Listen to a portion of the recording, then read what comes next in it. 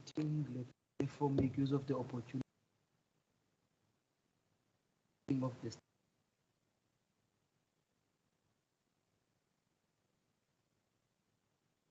annual report of the Department of Treasury in the Western Cape,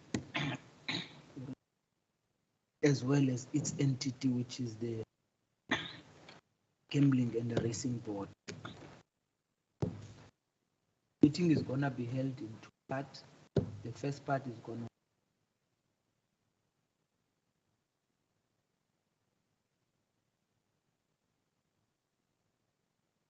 department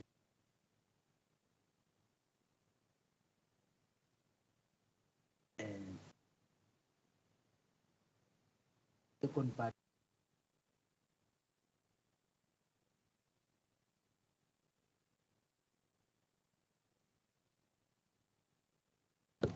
allow or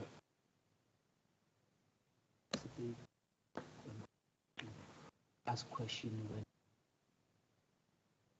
asking. Now, for record purposes, let's allow use of the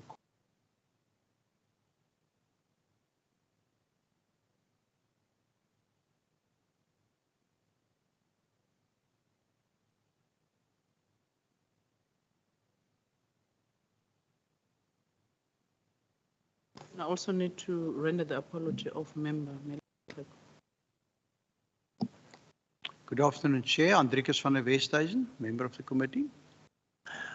Hi, good afternoon, Chair. It's Derek America, member of SCOPA. Thank you very much. On the staff component, we are being assisted by IT Tafsir as well as for record this.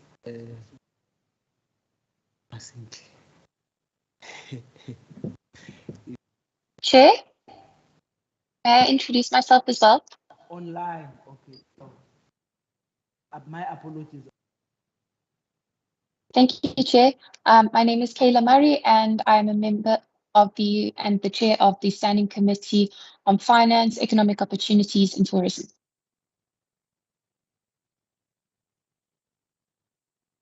Ask the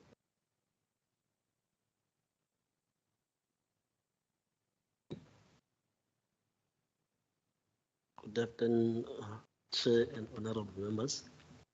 My name is Zukile Kungubele, Audit Manager at Auditor General, responsible for Provincial Treasury, standing in for the Senior Manager that is of SIC, Unatim Ngandwe.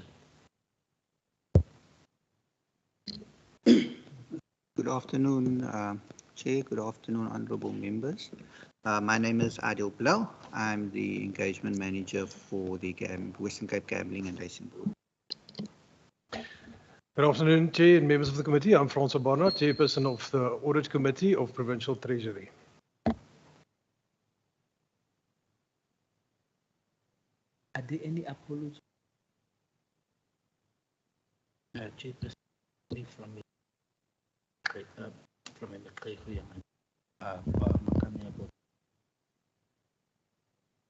Also, we have been liable, unfortunately, audit committee board, gaming board able to join us due to a sudden bereavement in the family. Our sincere condolences. Understand. I'm going to first give over to the AG, and thereafter I will. We normally, as a practice, take the report as read, and then we just expect presenters to talk us through the report without necessarily reading the report word for word. Raise those salient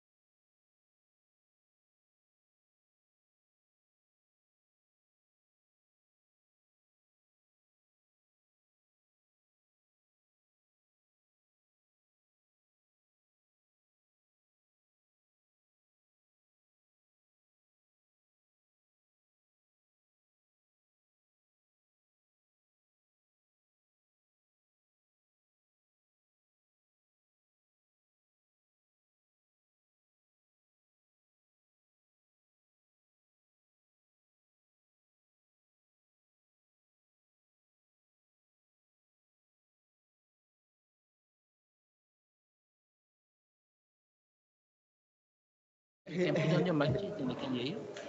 Here we go. Can you start, Ms. Jolinda? Can we start?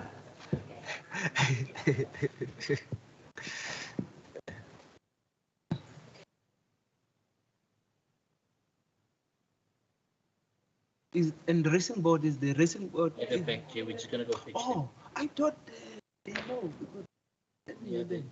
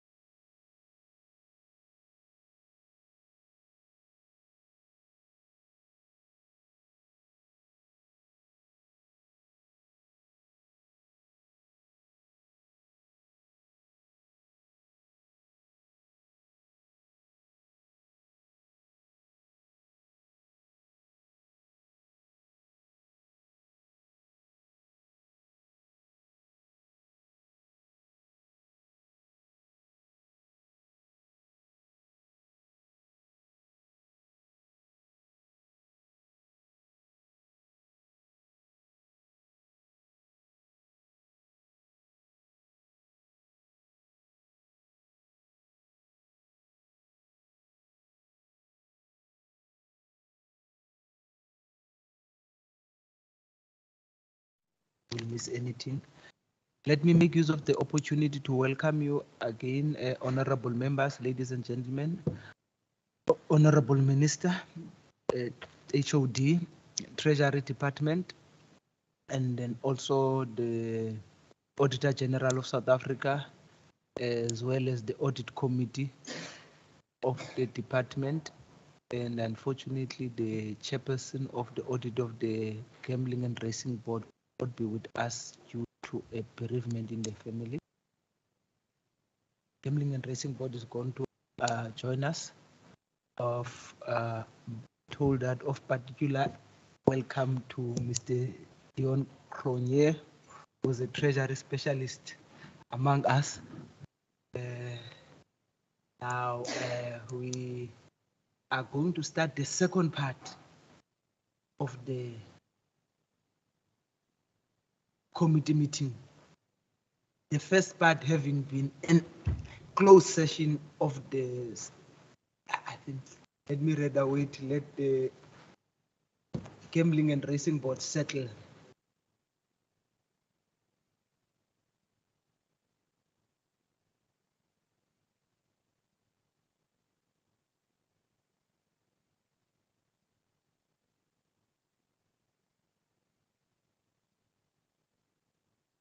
Yes. This is the second part of the meeting of the standing committee. The first part having been a closed session where we were briefed by the Auditor General of South Africa as well as the audit committees of both the department and its entity, which is the Gambling and Racing Board. Now that was a closed session. Now this second part is an open session where we are going to be briefed by the Department of Treasury and the entity, the Gambling and Racing Board. Of course, the department is led by the minister, accompanied by the staff led by the HOD. Now, this second part of the session, it's an open session. In other words, it's also open to members of the public who either have joined us in person in the meeting or joined us online for purposes of asking questions or points of clarity or comment on the annual report. We doing that because the meeting itself was advertised as such in various newspapers in all the 3 official languages of the province. Now, without me talking much, I'm going to hand over to the minister to lead us with some opening remarks, if there are, and thereafter I'll allow the HOD. If the racing board also would like to also do some opening remarks as well, and this, they are welcome that, and thereafter we'll go to the deliberation of the annual report. Honorable Minister. Thank you very much, Chair, and good afternoon to the committee and the honourable members. We're here to table the annual report for the 2021-2022 financial year for Provincial Treasury, as well as the Western Cape Gambling and Racing Board. We're very pleased that both have received a clean audit. As you know, the mandate of the Provincial Treasury is to drive good financial governance across the provincial and local spheres. And here the work internally is made quite evident for our own houses, as it were. And so with that, we're very willing to answer your questions, as well as any questions from the public, as you perform your oversight mandate over the department and its entity. Thank you. Thank you very much, Honourable Minister. HOD, are there any remarks you'd like? Chairperson, thank you very much. Let me just echo what the Minister had said. While we are, I think, pleased with our audit outcome, and I think it reflects the effectiveness of systems of management and control in the department. We're always looking for the margin where we can improve and strengthen our systems, and I think the year under review has actually been one where we've managed to find complementarities and streamlining of systems to get, as we move towards a sort of combined assurance approach. And I must say I'm very grateful for the oversight that's conducted by the Auditor General's Office themselves, and the spirit within which that's conducted, as well as the independent support that's given by Audit Committee, and particularly the chair of the Audit Committee, to the department as it tries to kind of find ways forward in terms of strengthening resilience in the governance environment, but also that moving from conformance to performance, which is something we push for the province as a whole. Thank you. Thanks very much, HOD. Gambling and Racing Board, Chairperson, CEO. Thank you, Chair. My name is Claude Bassaday, Chairperson of the Western Cape Gambling Racing Board. Nothing further to add to the Minister. HOD said, I'm here with the members of the Gambling Board, also present in the chamber today. Thank you, CEO. Thank you, sir. Primo Abrams, Chair of the Gambling Board. Just thank you for being here, and I have nothing much more to add than what the Chair said. Thank you very much. Okay, thanks very much. Now, honourable members and honourable Minister, the way we are going to conduct the business, we are dealing with part C and E of the report, and we are going to deal with them concurrently or simultaneously, whatever suitable English word is fine. In other words, I will allow members to ask questions both on C of both reports. If they've got question on C of the department, treasury, and also if they've got C of the report of the entity. Honorable members, Honorable Van der Westhuizen, Honorable America. Next, let's start with Honorable Van der Westhuizen. Thank you, Chair. And I think on behalf of the committee, we want to say congratulations on the excellent audit results. My question is regarding to the department on page 97 of the annual report. And I want to link a previous identified risk. You will recall that the Auditor General has identified it as a risk for the Western Cape, also in previous years, that our provincial treasury has the procedure to first peruse national directives coming from national treasury, and then it seems to me that the provincial treasury then digest that and try to, explain that to our provincial department CFOs and senior managers in the way in which Treasury interprets that directive. And this has been highlighted as a risk, and I think you came to scope on the 4th of May this year to discuss that risk as identified by the Auditor General, which basically amounts to the fact that, you know, some things may be lost in translation between National Treasury's directives and what we eventually communicate to our provincial departments. Now, on page 97, we've got a similar situation where National Treasury then issued a directive, and it has been referred to before, which then sent a number of our provincial departments' procurement officers into a spin, in the sense that, you know, the interpretation was to the extent that, you know, they must stop with procurement. Fortunately, this was very late in the financial year. One could also say unfortunately, because as we've discussed earlier today, that's quite a busy period in many procurement offices. Now, the Auditor General has informed us, and I think you've also now put that on page 97, that since then, National Treasury has issued a note clarifying their previous note. I don't know if they withdrew the previous one, and that the date of implementation has now been set for the 26th of January next year, unless other regulations are published. So perhaps if I could ask, Chair, that we just be informed about what is then the current, or what can we expect then to happen not later than the 26th of January 2023, and were you unable then in February of this year or March, when that National Treasury directive came, to give guidance to our provincial departments to say, you know, don't get a fright, don't halt all procurement, because I do know that for many departments it was a untenable position to find themselves in. For example, the Department of Agriculture, they've got their experimental farms, they've got animals, they must buy fodder for these animals, and if you can't procure, you know, we might end up losing animals and cruel to animals and so on. So what is the latest on here, and to what extent could you have avoided the situation which we experienced at the end of this financial year under review? Thank you, Chair. Thank you very much, Honorable America. Thank you, Chair. Good afternoon, ladies and gentlemen. Good afternoon, Minister. I just want to extend on what the Honourable van der Westhuizen was saying earlier, Chair.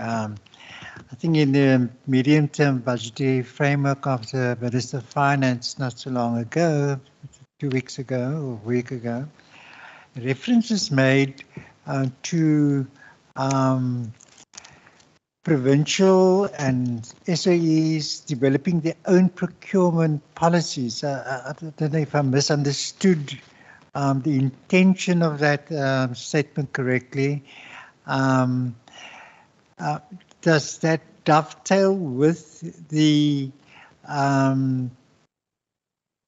national guidelines that will come from Provincial Treasury that needs to be considered when we develop our own procurement policies and regulations? Perhaps, you know, if I can get clarity with that, and I'll appreciate it very much. Then, Chair, pose a question to the AG regarding the emerging risk that relates to treatment of irregular expenditure in the financial statements of two institutions when one institution procured on behalf of another. Having listened to the response of the AG's office, gave me an understanding of what the intention is of that sort of categorization of emerging risks.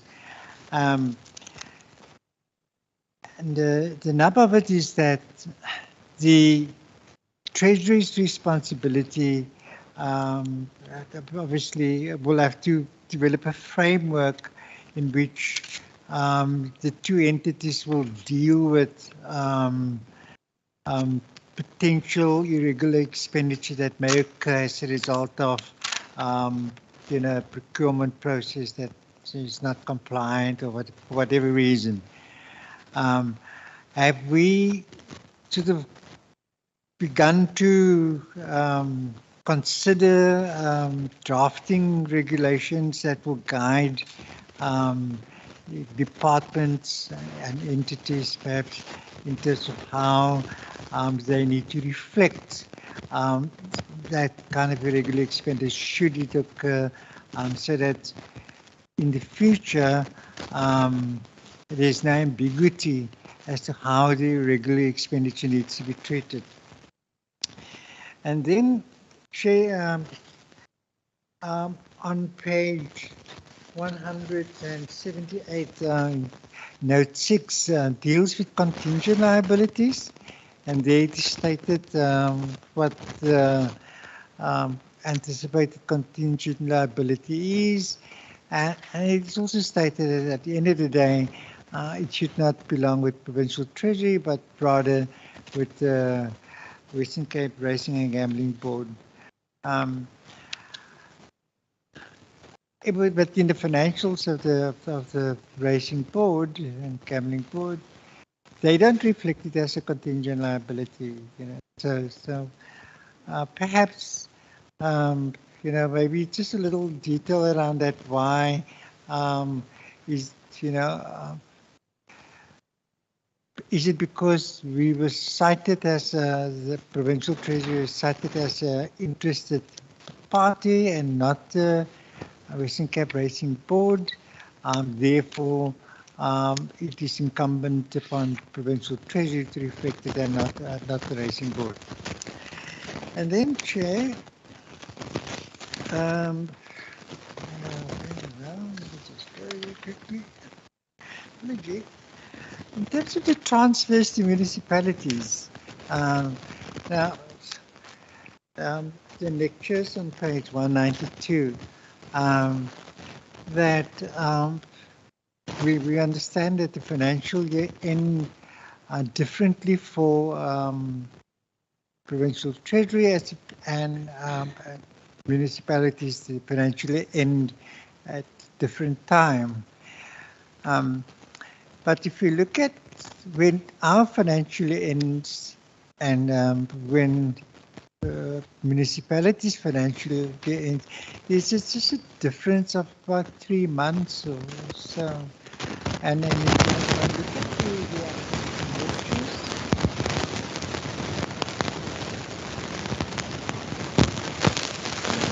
I think it's the sabotage. Anyway, so my question, Chair, is that what is reflected in the lectures is that at close of the financial year,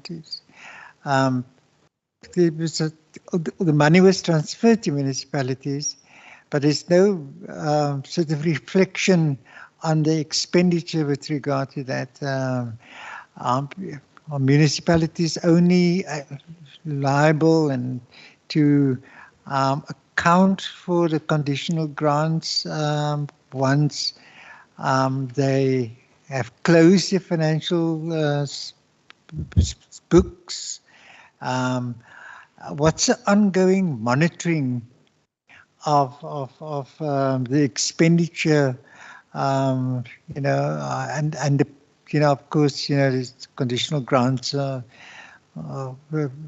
linked to a particular condition for expenditure. How do we monitor whether there's that compliance with regard to that? And then, Chair, the Racing Board, I have a question regarding, let's just get to it. I'm just sorry, where's my, okay. Yeah, here you go. Note 20, where is it?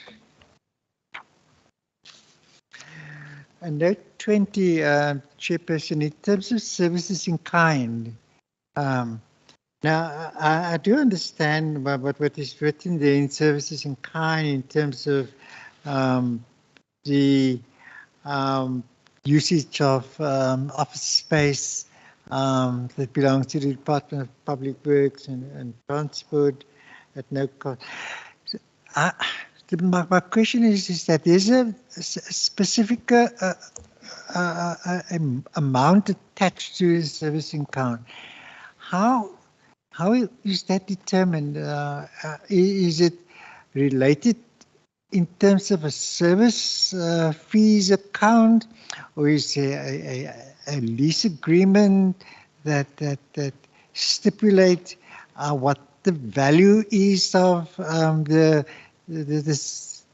benefit that the racing board receive from occupying those offices without paying rental, and who determines that? Because if I look at the amounts over the 2 years, there's a reduction in the amount. How did that come about? Was there a reduction in office space? Or I don't know really, Chair, but I'd like to know. And then, Chair, in terms of in many of the other departments, if regular expenditure has been incurred, and then they make application to Treasury for condonation of such regular expenditure.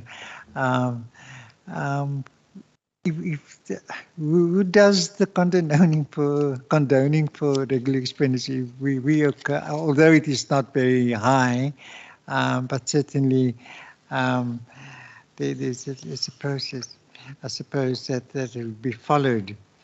And then lastly, Chair, and I don't know if it's appropriate for me to say that at this stage and perhaps later on, in terms of, and it is not contained, or maybe it is, I just must I don't think it's contained in this audit report, but in many of the other departments, there is an emerging risk that was sort of identified in 2019 already, and that is a componentization of assets.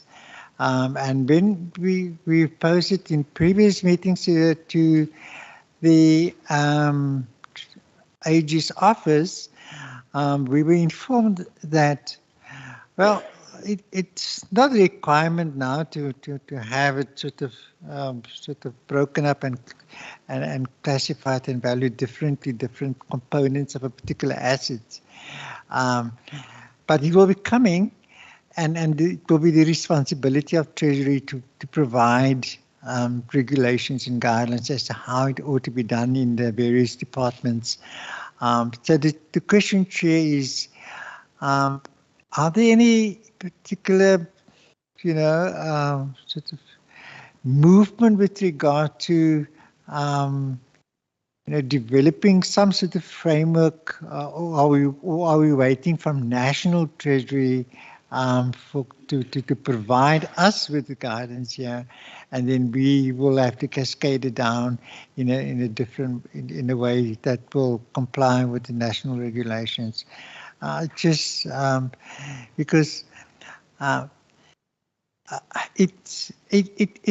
will be a huge cost involved in many departments, because many of our departments are decentralized assets, looking at education and health and many other departments.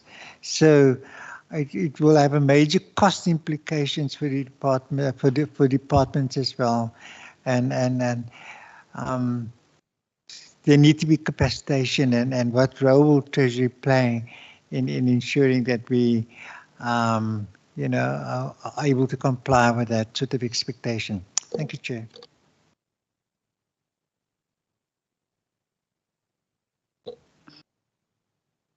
Remember, America is on fire this afternoon, I must say.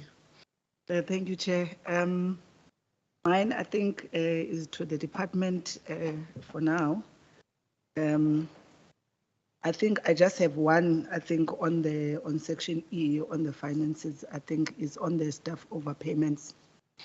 I just wanted to understand, as one of the questions that we had kept on asking across departments about the nature of these provincial treasury. And I think provincial treasury, because it also have a responsibility to sort of look after the finances of everybody. I think when we're asking the Premier HOD about this, given that the responsibility of is it CSC is in the Premier's office, they did advise us to ask each and every department. So that is why I'm raising the question on the staff overpayments of what's the nature of these and what could be. I remember in one of the departments, I think they related it to sort of systems. It's a systems issue, which at that point, I think when they were explaining, it doesn't seem it's a matter that can easily, it's like a situation that is going to recur.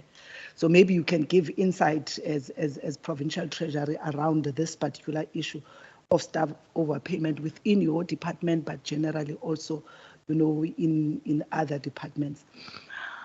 But also coming to your section C on governance, on risks.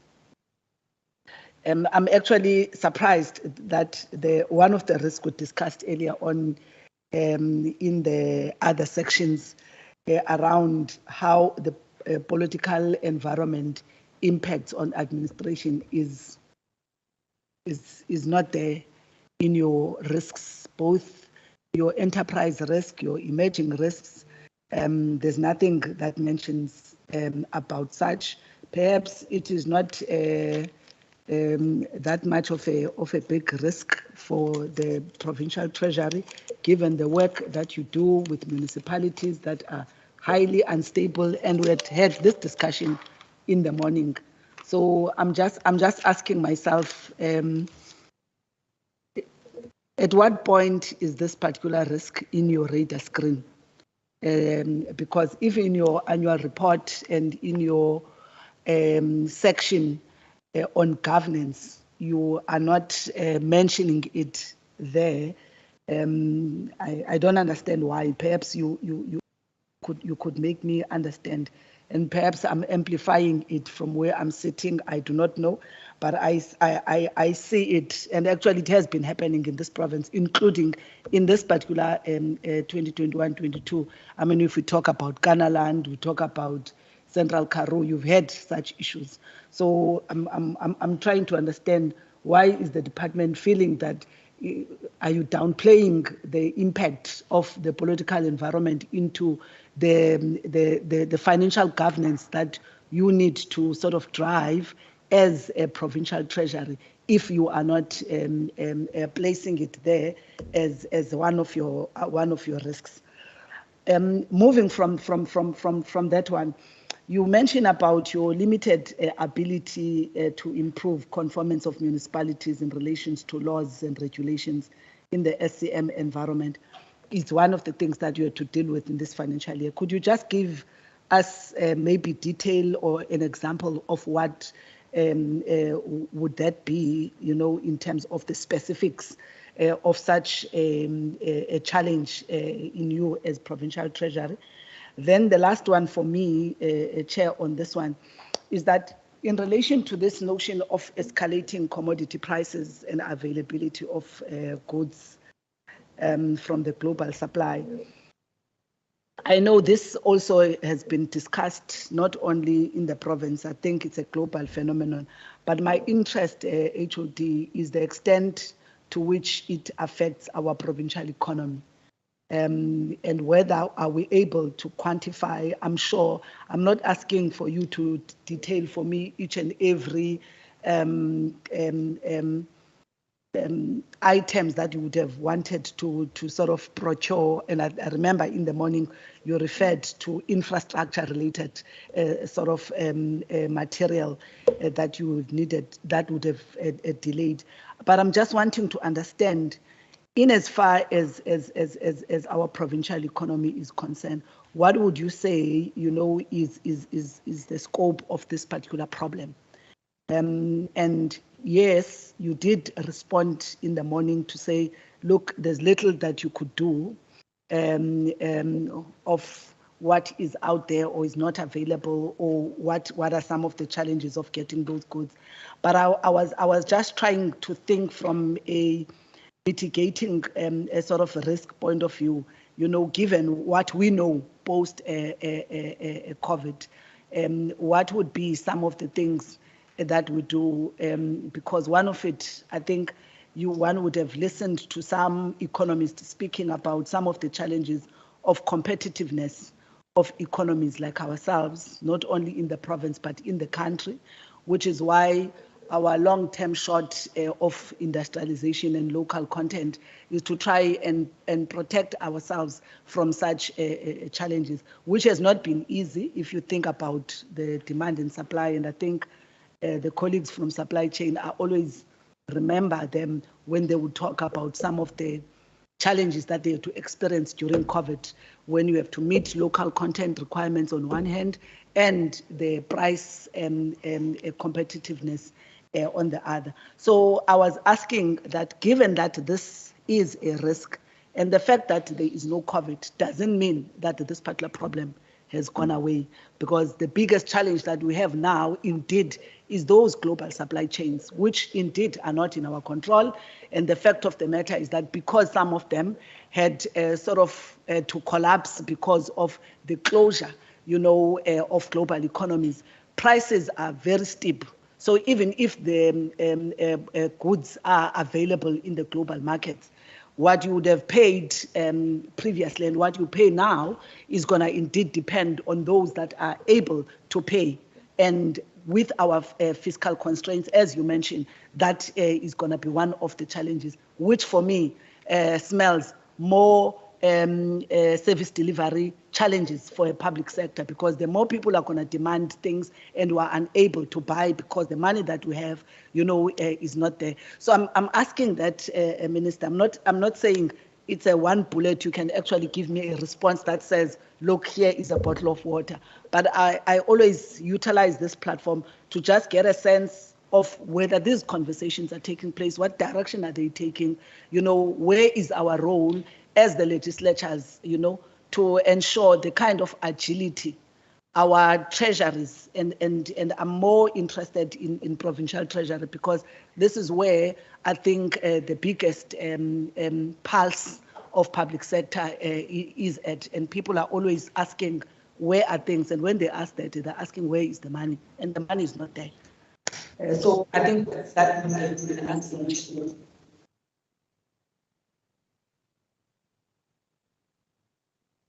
Thank you, Chairperson, and greetings to the Minister, the departments, and the members.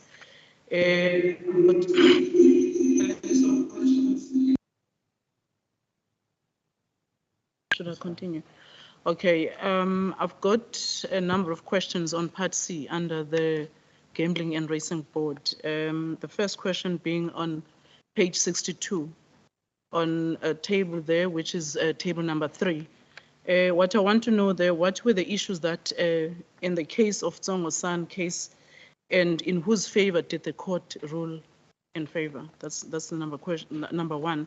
And number 2, it's on page 63 on a strategic risk. Saying the previous answer question you're asking is page. It's what? page 62. Page 62. Yes. And then the next question is on page 63 on strategic risk 1.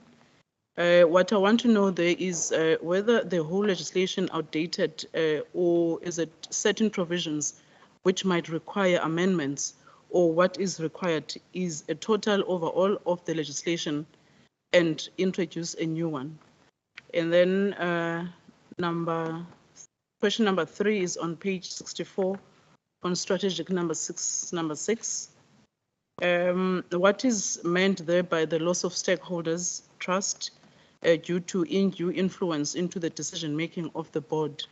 My number 3 question.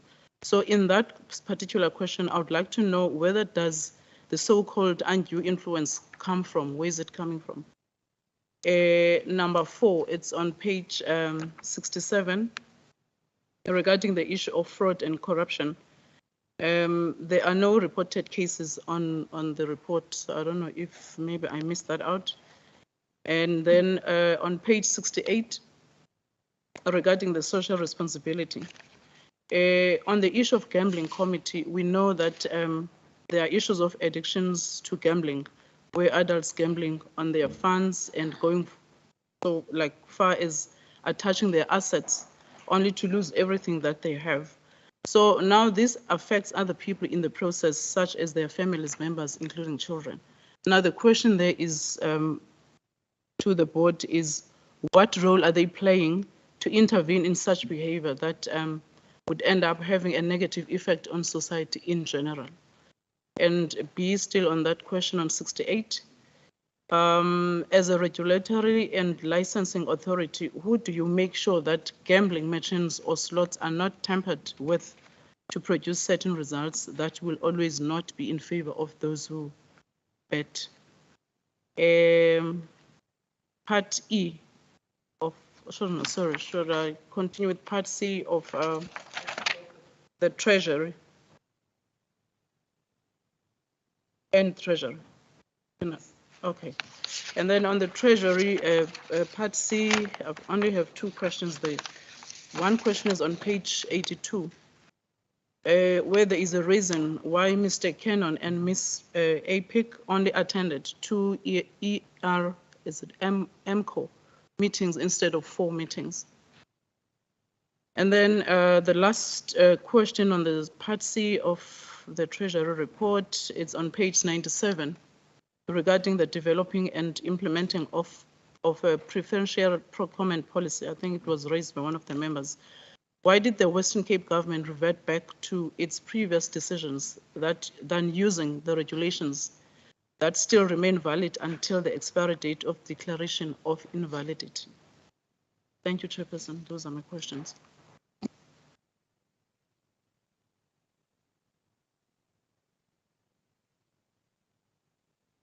Yes, sir. Thank you, Chair, and thank you to the members for these questions. There were quite a number of questions on the preferential procurement regulations and different ways and forms. I thought it might be helpful if we just give a full overview from the court ruling, what we did and where we are now, and what the implications are. So I think that would then answer most, if not all, of the questions on that. Then there were questions on irregular expenditure, contingent liabilities, municipal transfers, staff overpayments, risks and political instability, commodity prices, and then there were some questions on the ERMCO meetings. That's what I've captured. HOD, if I could hand over to you then. Thank you very much, and thanks to members for the questions. So let me take a stab at what's a very complicated issue around what happened to the regulations in terms of the Preferential Procurement Framework Policy, Preferential Procurement Policy Framework Act. The Constitutional Court, after an extensive litigation process, declared the regulations, those regulations in their entirety, null and void, invalid. The effect of that on public procurement is that it was then there was no basis on which to apply the 80-20 or the 90-10 point system. But one had to apply it. So one was sort of caught in the middle, as it were, if you were a procuring entity. I won't go into the basis for the judgment. That's quite clearly laid out in the judgment itself. But it was something, let me just say, something that we as the Provincial Treasury had anticipated. We'd anticipated it from when the initial regulations came out, because we could see the vulnerability in the regulations to precisely the sort of legal challenge that was mounted on them. And I think what it does, Honourable van der Vesthuizen, is underlines the importance of our role in digesting national regulations, circulars, instructions, and navigating forward for the province in a way that tries to sustain compliance and keep the wheels of government in motion. And so the approach to the adoption of the regulations, which didn't clarify everything under the stars, left ambiguities, adopted by Western Cape government was alert to the risks that were embedded in the regulations and the eventuality that they might be overturned in one form or another. The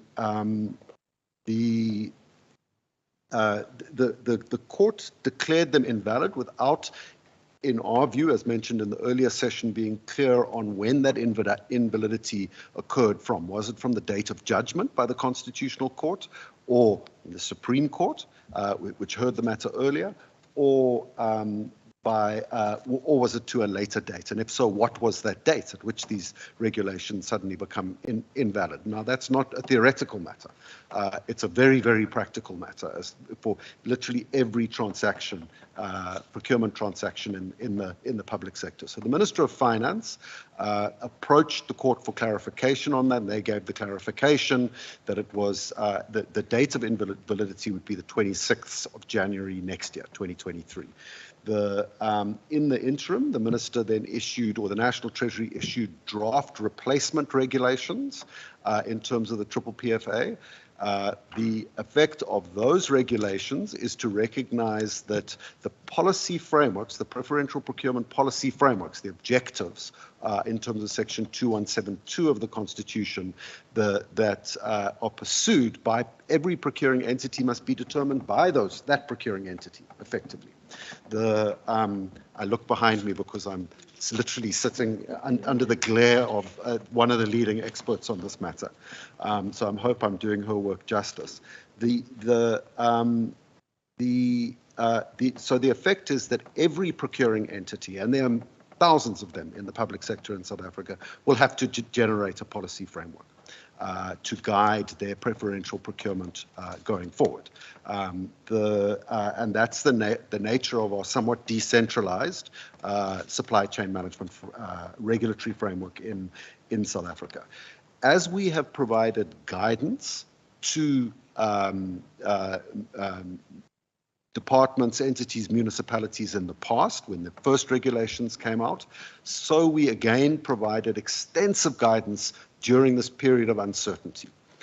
To the extent that we asked the provincial executive, the cabinet, to convene on a special basis to discuss the challenge because we saw the risks to our supply chain, and to give its views from an executive authority level on the way forward, given the role of executive authorities in ensuring the stability of supply chain systems. And then we provided guidance to departments, entities, and indeed also to municipalities on how to approach this, sort of interregnum that was emerging. And this was prior to there being clarity from the court on the date of invalidity. And that guidance was essentially, it is the only rational thing to do, and it was impossible to see if it was legal at that point, but the only rational thing to do is to keep our supply chains moving. And as it turns out, the court came and said, no, the invalidity is on January next year, and so supply chains can keep moving in terms of the pre-existing framework, which is what we had advised in that respect. The next phase obviously begins when those new regulations are gazetted by the minister. Now, understand that that's happening in the near term, but probably with the date of effectiveness in January, to give procuring entities the time to prepare. One of the key things they need to prepare is, of course, their own policy frameworks. We, as the Provincial Treasury, are starting out, we started already, with a program to assist those procuring entities to achieve those policy frameworks, whether they're in the municipal sphere or in the provincial sphere. Obviously, there is quite some benefit for particularly small suppliers in not having to navigate a whole range of different requirements across every different procuring entity, but to have a degree of standardization within the discretion that the court has quite forcefully implied or determined is with the procuring entity themselves. So we do have a program that is gearing up and aiming to address that. We have issued circulars on this. And so I think if members are interested in the detail, that's laid out in quite some with quite some discussion, because obviously we're trying to communicate as clearly as possible to procuring entities as well. And we'd happily make that available if members haven't seen it. Already. But I mean, I think that the key point is that, you know, each of those procuring entities is going to need to generate their own procurement policy. Could this have been avoided? Absolutely. I think, you know, when hindsight is a 20/20 science, of course, but when one goes back and looks at the Act itself and what it enables and doesn't enable, and then one look at what the regulations and then circulars subsequently issued in terms of the regulations attempted to do, you can see the stretch, you can see the disconnect, you can see why the court went the way that it found the way that it did on those matters. There clearly was a degree of overreach that turned out to be fatal in this respect, and highly disruptive. So I think that there is a lesson there in sort of, we can call it overly ambitious regulatory administrative regulation that departs from the intention of the legislature. In that respect, and it's created a slightly chaotic environment when that court case, which if I was a gambling man, which I'm not, one I would have put my money on that situation eventually occurring as it did. Let me just stop at that point and check with my boss whether I've done an adequate job of explaining that issue. I think the other question was, why did we revert to the previous position? And I think maybe just a little bit more context. In 2017, when the regulations were issued, at that stage, it was not invalid. We had to comply. We provided extensive comments. But as David said, we foresaw certain invalid requirements in the regulations itself.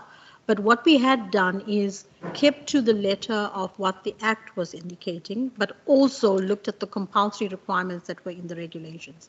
And we took that to Cabinet to actually then make a decision and guide. And we implemented preferential procurement in that manner, and also certain empowerment clauses in a particular way. Because what we had found, there were certain instances of double preferencing, et cetera, which we tried to mitigate.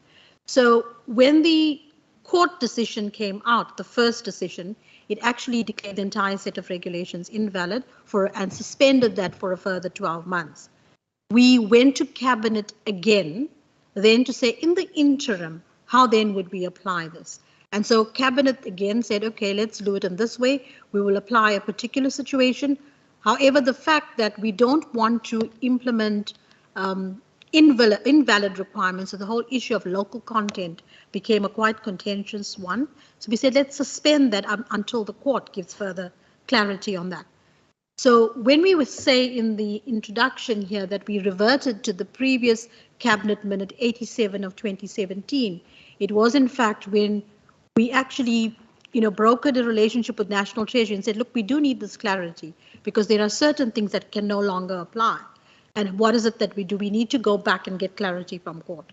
And when they had done that, then the court then suspended that invalidity, and it gave clear direction in saying that the 12-month commences from this date and that you have until the 26th of January to replace that. So what we then did was we said we will have to revert to our previous position, which was the 2017 Cabinet decision in applying it to the letter and to maintain sustain. So we were in a kind of privileged position from other organs of state as the Western Cape, given that we had taken that decision, because we totally didn't throw the baby out with the bathwater. We could still apply preferential procurement in terms of the point scoring system until that point in time. So yeah, just that clarity. Thank you. Thanks very much. I think in the question on emerging risks of irregular expenditure in terms of procurement transactions from one department to another, I'm assuming you're referring to the issues around cession of contracts and piggybacking. But it may be something else. But I'll ask Aziz to. America, I think it is condonement in general. But I think Mr. Hadin has understood the question, Chair. So he better than I. So he knows the context and he'll pick that up and respond there. I think perhaps the issue of the contingent liability related to the free play gambling matter, that relates to taxation as a whole, which accrues to the Provincial Revenue Fund. And so the actual contingent liability is to the Revenue Fund itself, not to the department. And so I think it's disclosed there, if I'm not mistaken. The transfers to municipalities, they must spend their transfers in the financial year. In the financial year they receive them in, which is 1 quarter behind ours.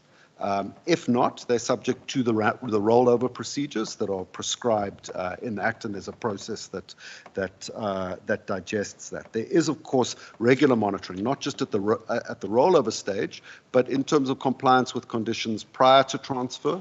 And then if the transfer is multiple tranches, then associated with those tranches. But every grant will have a slightly different dynamic. Some will be a single transfer, and so it would be subject to prior verification of compliance and then retrospective that it actually happened.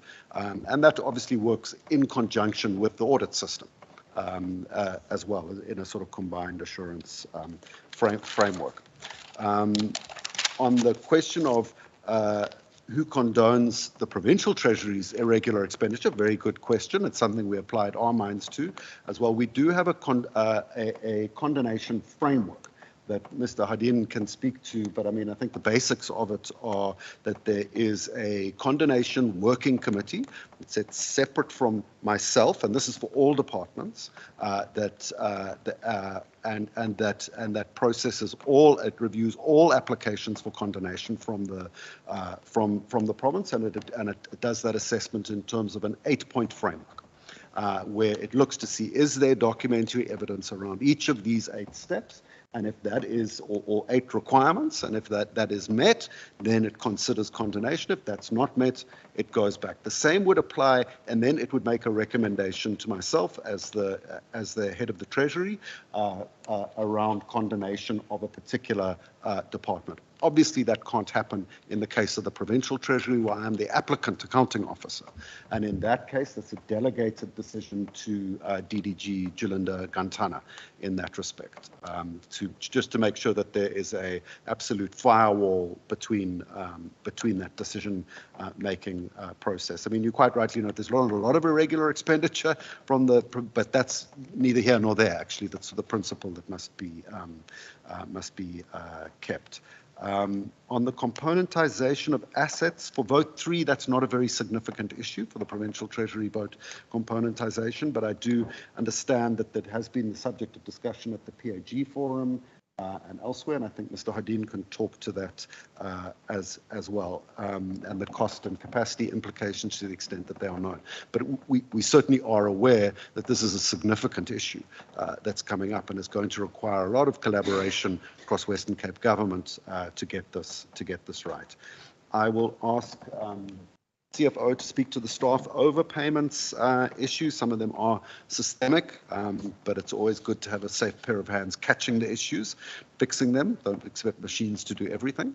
And then on the risks, I think you raise a good point, Honourable Nkondlo. In fact, that risk number 3 on municipal instability is perhaps us slightly too cryptically, as the Provincial Treasury saying, the lack of conformance to rules and procedures is really also being driven by this instability. But the thing that we can focus on is where the frontier of that is, the friction point of that is, which is in the supply chain system. And so I think when we've sorted through the risks in terms of municipal instability at the executive level and how that translates into the administration, where it really comes out and becomes a dangerous friction point is in the supply chain, system in terms of the systems that we directly interface in. It's a skills issue. Skills retention issue, it's a training issue, it's a systems installation and resilience issue. And we try and work across all of that in shoring up effective governance processes around supply chain management. But it's a transaction intensive environment. I mean, municipalities approach us all the time for guidance on supply chain challenges they're facing, and including when they've made, they think they're about to make an error, or they have made an error and they're wanting advice as to what to do, and our team sits down and really goes into quite some detail, considering all of the documentation, all of the process, and providing that guidance. Either, you've really we think you've got this wrong, you need to start this again, or there's clear evidence of fraud and corruption, and therefore you need to follow this path, or no, actually, you're on track. You can proceed, but be aware of these risks going forward. You did ask the question around, Honourable Nkondlo, around global impacts. We tried to cover some of that in the Pero, and there are really two big forces at play in my limited understanding of the issues. The first is the trade wars and the COVID lockdowns in China. And that's creating one set of dynamics in global supply chains between particularly the US and China, and the kind of repositioning the semiconductor industry and so forth. But it's also challenging Chinese production and the inputs that they need as well, which changes demand and supply dynamics in the global market. At the same time, we now have the Ukraine war. And that is having effects on energy prices, obviously in Europe, but fuel prices, and we feel that at home, but also on prices of wheat, grain that comes from the Ukraine, and fertilizer. And I did not know before all of this started that Ukraine was a significant exporter of fertilizer, and that's an agricultural input for us. And so, all of these prices shift, and it starts to affect things at home, because they are priced in often in dollars, and so they're priced in currencies that we're not hedged against, and are subject to sort of double variation or double jeopardy in that reflection. So it translates into quite sharp inflationary pressures in aspects of the South African economy, and ones that we're quite vulnerable to, as we're all experiencing now. What can we as a province do? Well, these are the questions we have to ask ourselves for the medium-term budget policy statement at the end of November. To what extent, we have the capacity to add further protection to our most vulnerable citizens in the province, what further protection or enablement for our businesses to keep going and jobs to stay on the table. So a lot of very difficult questions. To what extent is this cyclical phenomenon, just a spike? And to what extent is it something structural that's happening in the global economy?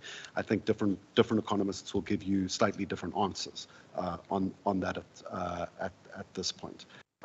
So it is a set of issues that we have tried to get at in the provincial economic review and outlook. We're going to pick up on those themes in the municipal economic review outlook again, and start to look at how they're playing out at a more sub-regional, sub-provincial level as well.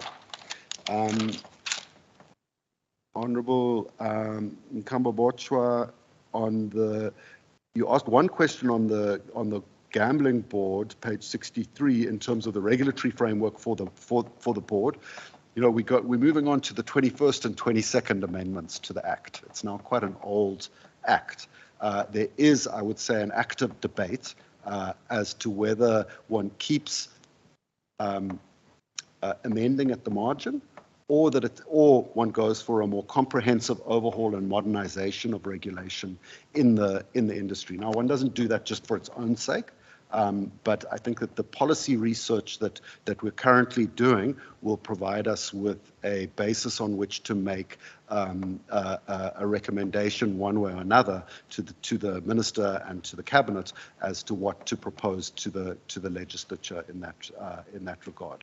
I think there probably is, on the balance of it, a case for a slightly deeper overhaul, because we're seeing, actually, when you read through the Act as amended, you can see a range of areas that actually do need a modernization, including issues associated with just the governance of the board and so on and so forth. It's many years since the original Act was passed, and we've learned a lot, and we want our gambling regulation in particular to keep pace with the times and the changing industry. So it would seem to me only logical that we would look towards a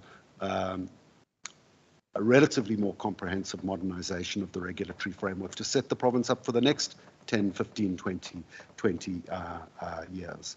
You did ask, I think, on the final question that you'd asked, because I hope I dealt with your questions on the Provincial Procurement Framework Act earlier, was just on why the two members only attended 2 OMCO meetings. I think it was really just to do with urgent other work that they had, and so they were released from those meetings. I don't think it in any sense. So Ms. Pick obviously plays a key role in public finance management for the provincial government. Mr. Kenyon, similar role for the municipalities. They're not always in charge of their own schedules. They need to sometimes be very responsive to changing work pressures in other departments or in municipalities. And so, on the balance of it, when there's a schedule clash, they would approach me to be released for that. And I don't remember the exact instances here, the exact case-by-case incidents here, but I can provide that for you if you'd like.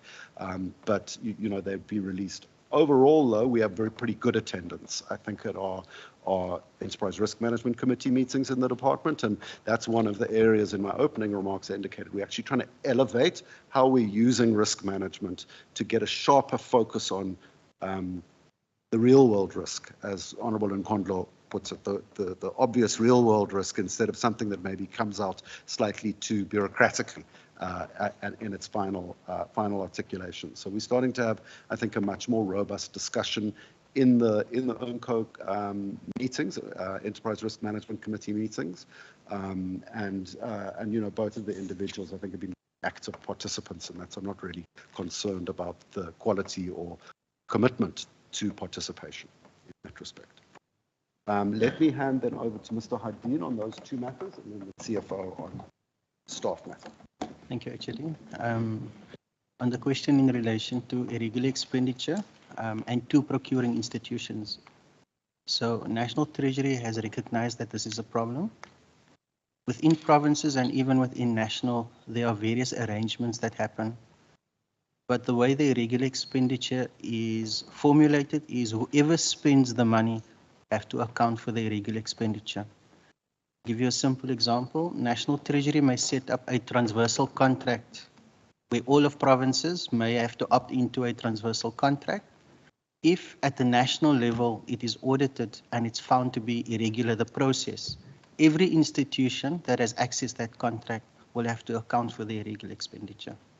National Treasury has recognized that this is a problem, and they are addressing it through revisions through the irregular framework, but it is a problem that they've recognized. For now, they are addressing it through disclosure, and there would possibly be dual disclosure in that the expenditure has happened in one department, but the procuring process has happened in another department. Another simple example would be in the case of CETA, where CETA is used to procure ICT or so there are many examples where this has come up.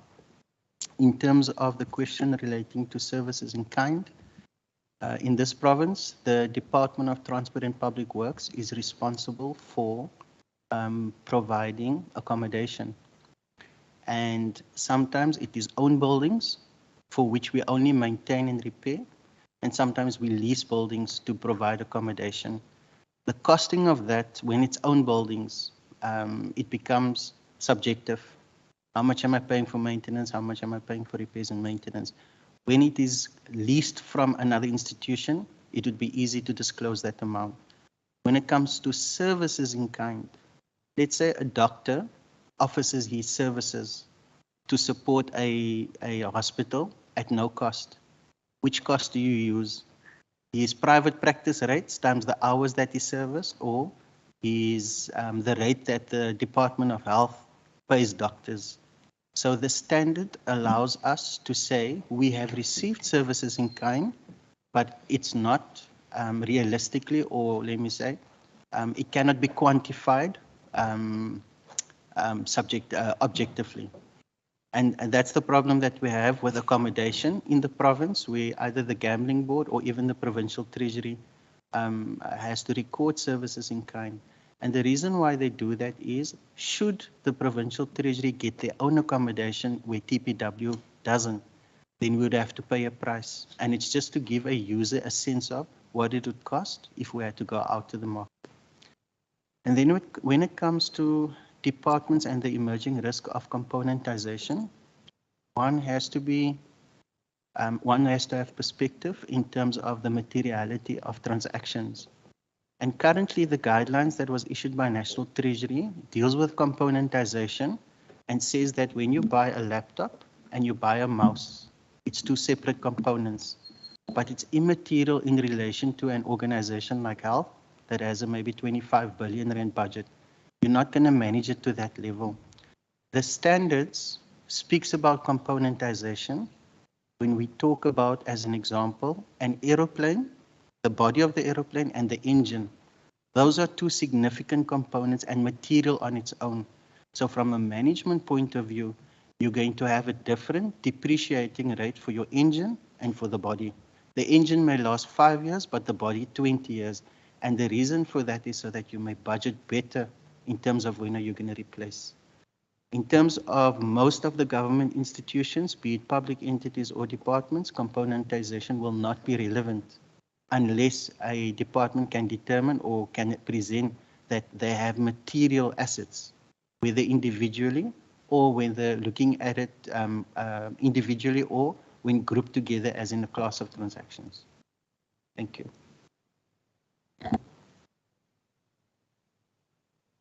Members, get componentization now. We've been paying with it's some light is shed on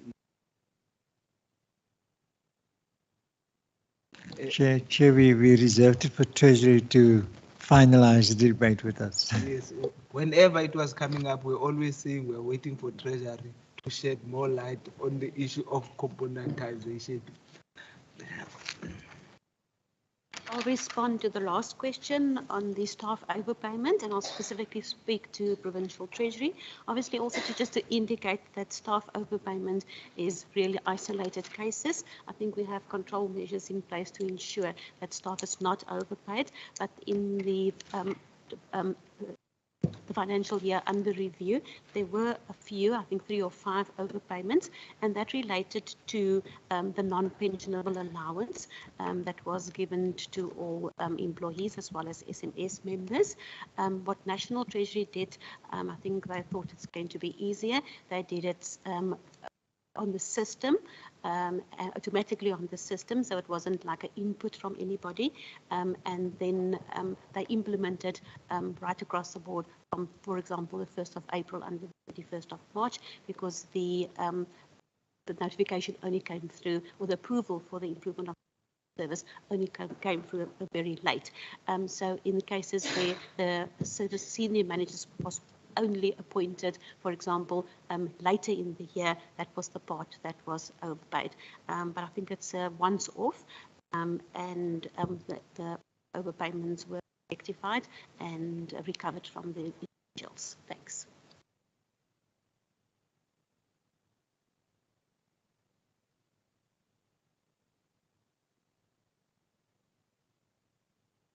Thank you, Chair.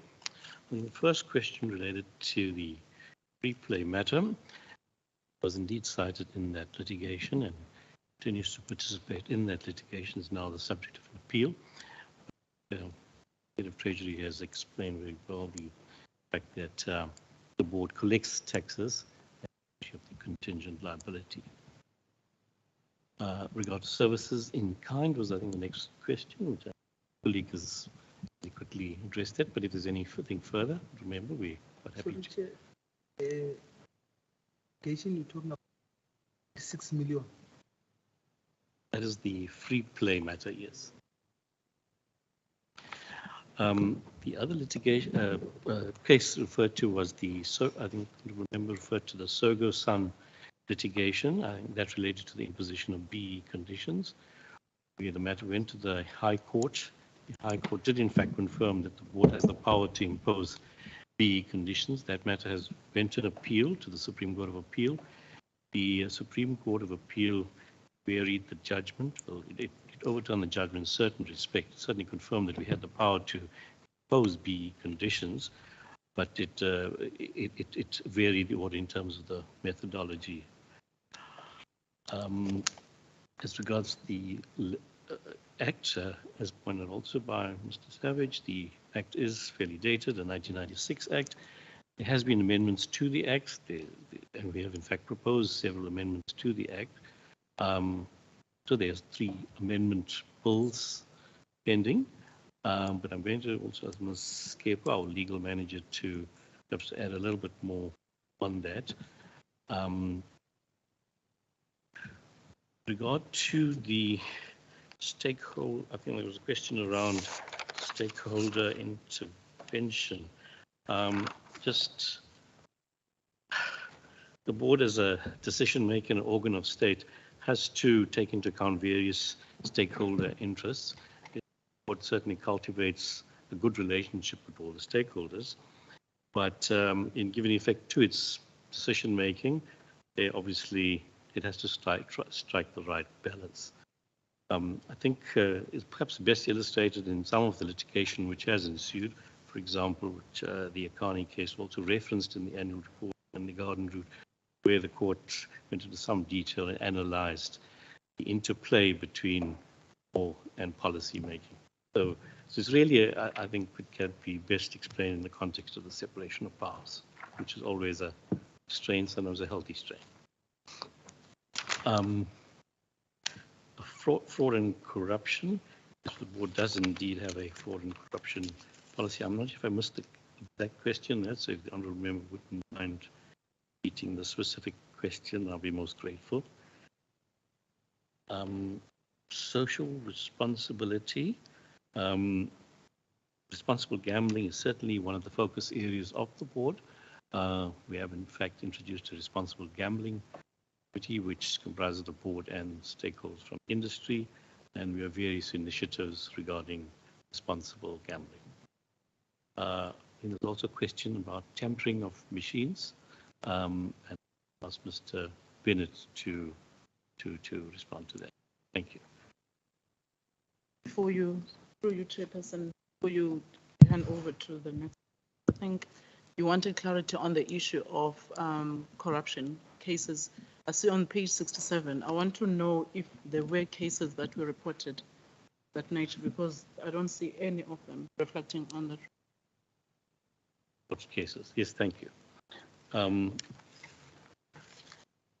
Yes, there were no reported cases of corruption during that period. Thank you. I'll then ask Ms. Skepu to please full description of the Act and some of the proposed amendments, and where in fact the legislation might not be keeping up with developments in the industry. Thank you. Certainly, Chair. In terms of the separation of powers, the board is charged with the implementation of legislation. The Department of the Premier Legal Services, there is a unit that deals with the drafting of provincial legislation. Of course, the board engages with legislation where there are amendments to the Act and an overhaul and repeal of the current Act with all the amendments would have to then be spearheaded by legislation in the Department of the Premier. And as indicated by the HOT, there has been discussions for quite some time around the repeal of the current Act and then replacing that with an updated piece of provincial legislation.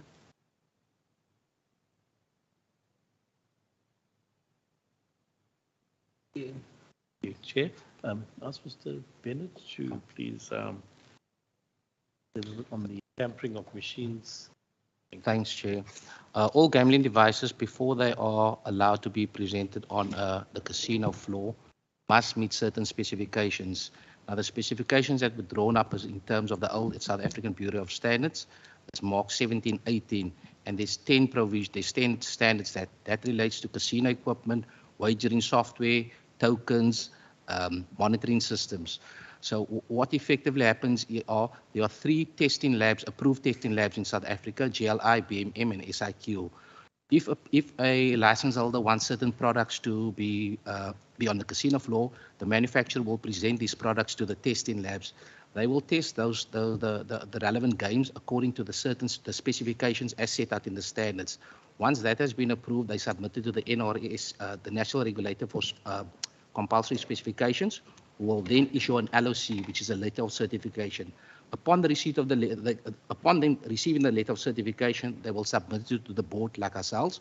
We will go through that to the test reports to see if it basically, first, if it meets the national standards and also meets what we call the provincial standards, because sometimes the province also have additional standards other than what is required.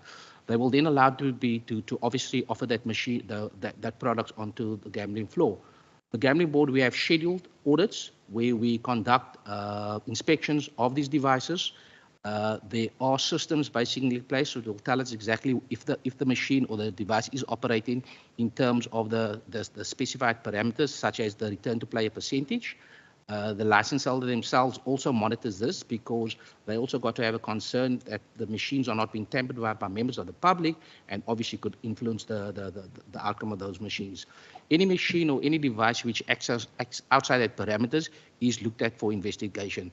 Further to the scheduled audits that we have, the board also conduct ad hoc audits. So if there's a patent complaint, one of the first things that we look at is we look at the gameplay of the machine.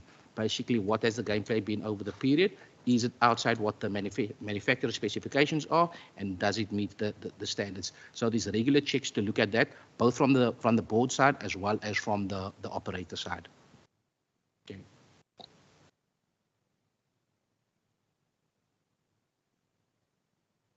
I think we've covered the questions. Want to make a follow-up? Chairperson, I've got a follow-up. I'm not sure if I didn't capture well the responses from the Gambling Board. You were very silent on the issue of social responsibility, as I've mentioned, in terms of how do you make sure that your department monitors or manages the issue of the behavior in terms of avoiding having to have an influence in terms of the social ills of our people. So what mechanisms that you guys have in your department to make sure that you manage, I'm not talking about the well-being of the person, but how do you manage the issue of curbing the appetite to gamble, and to an extent that people have an issue of attaching their assets being attached and all of that, which will have a negative impact on their well-being in the long run? Are there any further questions, members? C. If there is no further question, I request that we just take a break for 15 minutes, and then when we come back, the first question that will be answered will be up, and then we continue with E. Be back at 4:15.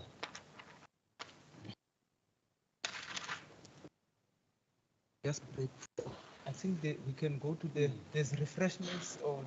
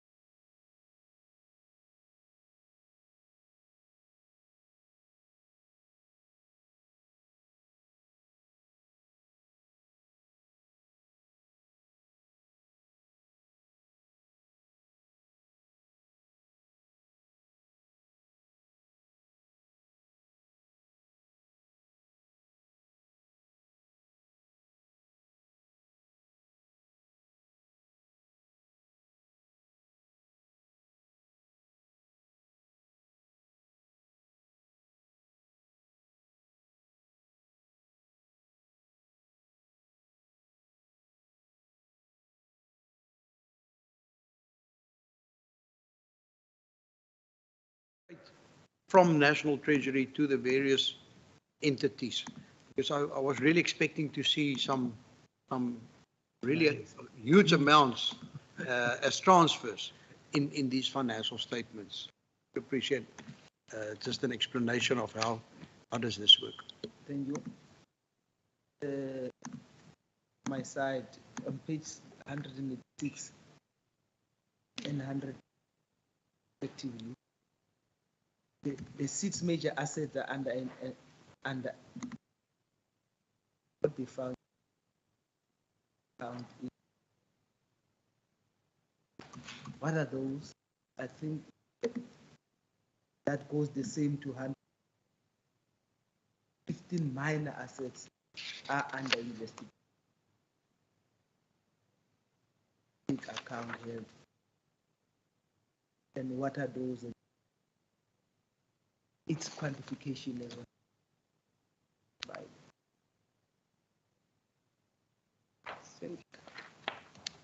Yeah. Thank you very much, Chairperson.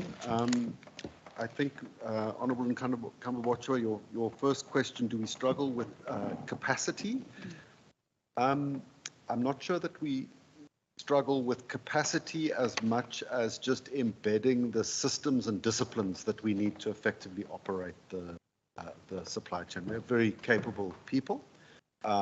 There are 1 or 2 areas where I think we perhaps need to look at relieving the pressure on some very hard-working people. But by and large, I think it's a question of systems and procedures.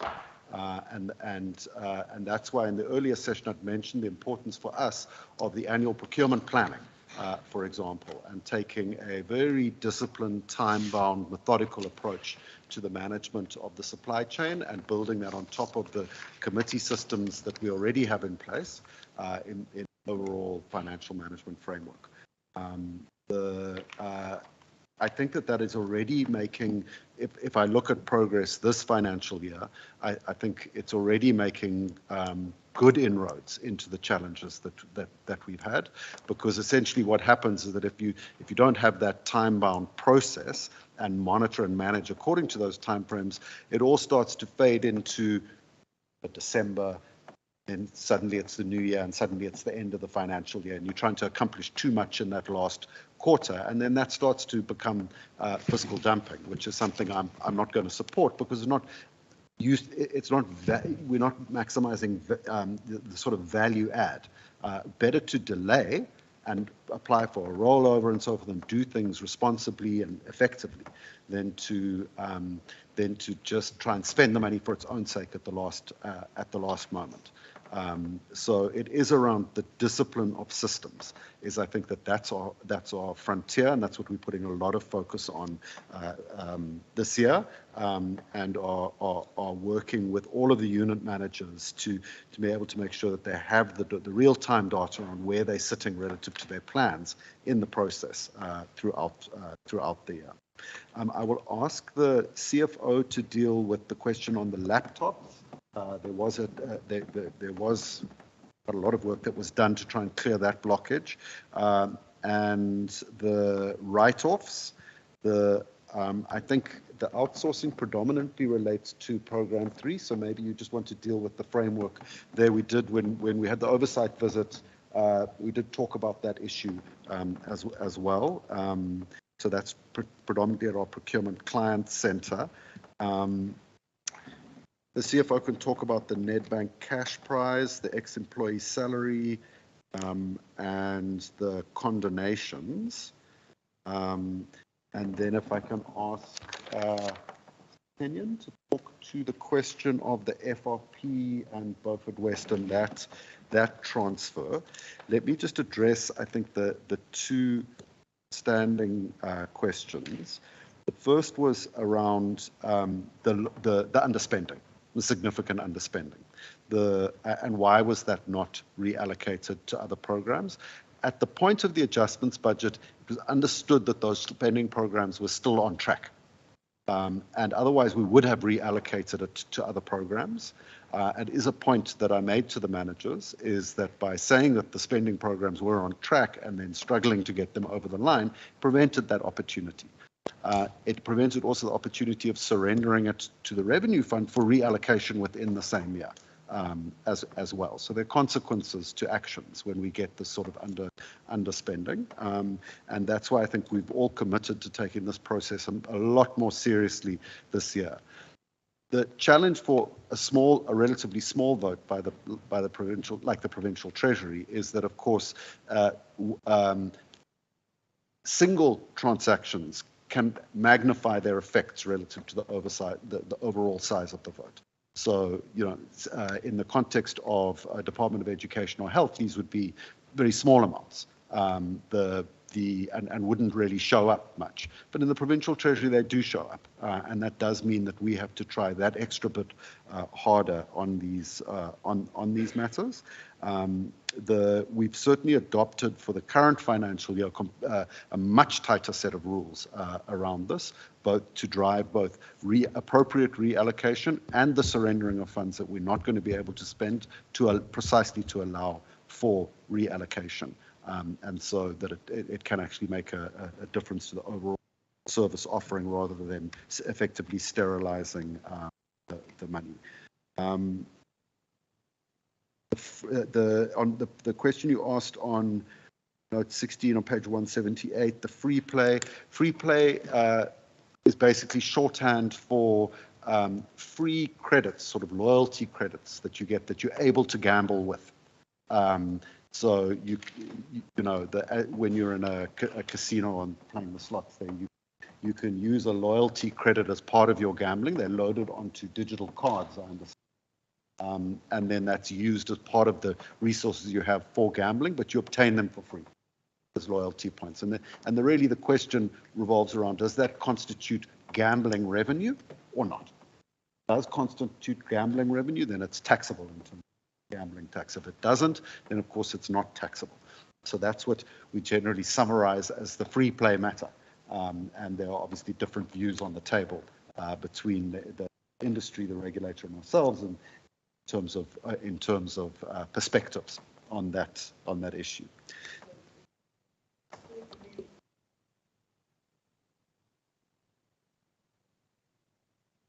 That is, in fact, the matter subject to litigation. Should it or should it not be subject to tax?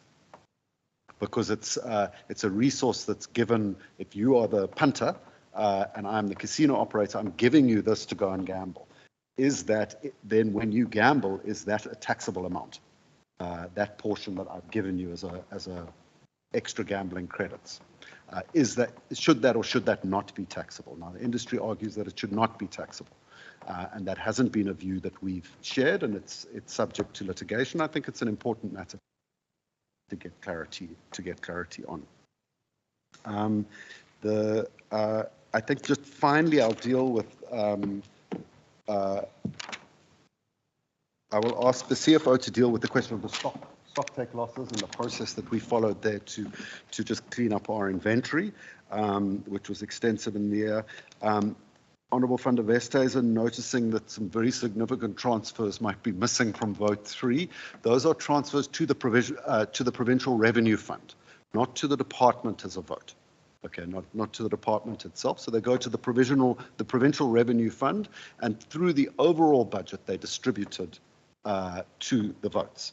And so you'll see receipts on each of the votes in the big blue book. You'll see each vote has receipts that are drawn from conditional grants, they're drawn from the provincial equitable share. Those are resources that go to the revenue fund and then into that receipts line in the individual votes. In the individual vote, health, education, social development, and so forth. So you won't see that large amount in the provincial treasury vote. I think at some point in the past, the gambling tax did transit through the provincial treasury vote.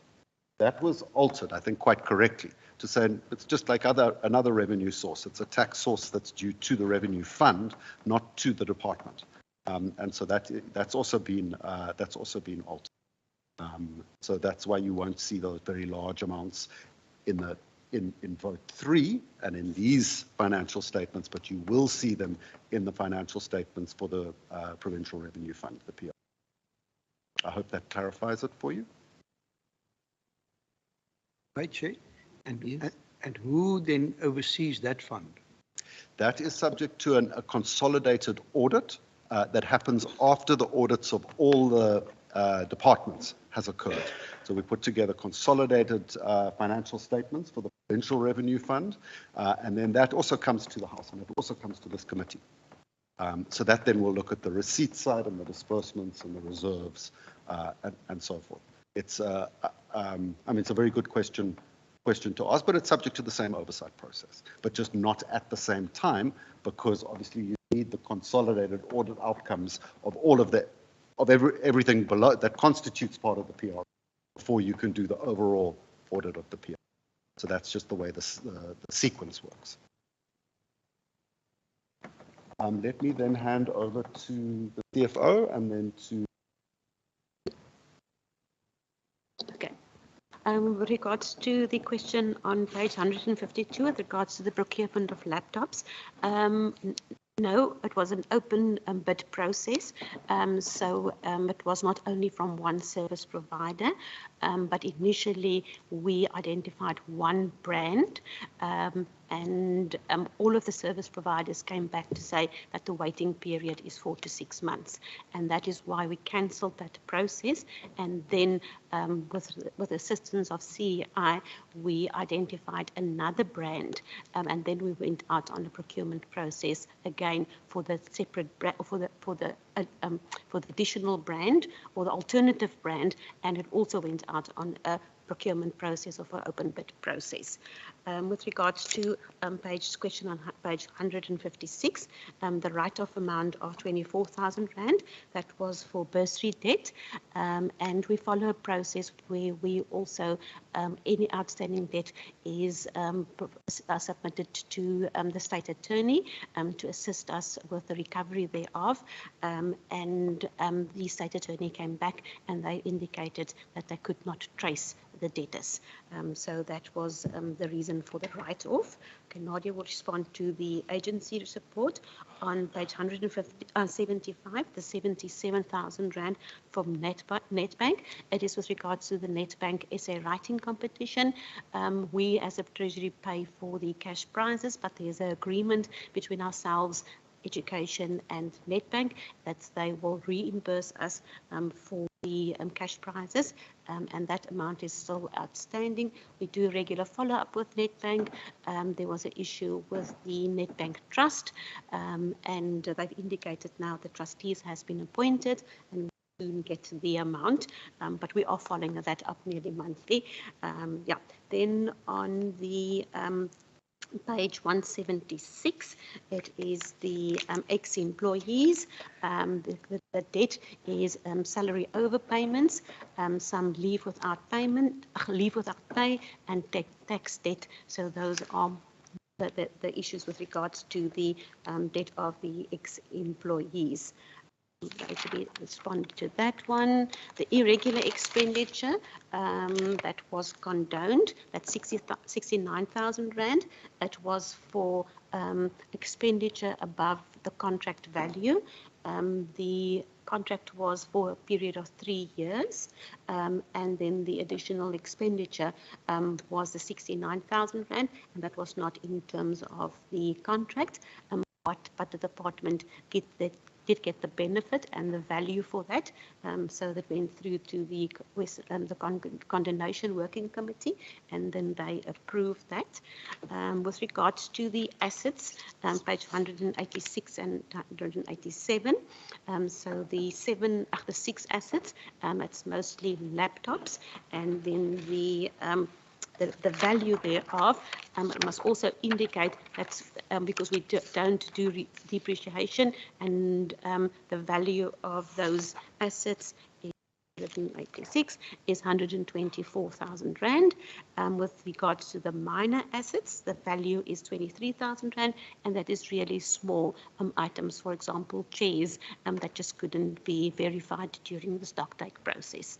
But I think what we've really tried to do is we need to have accurate asset register, and I must say that we've managed in the last few years, as I've indicated, this is quite, if you look at the whole population of our assets, it is 615, so it's 21 assets that could not be verified and could be possibly lost to the department.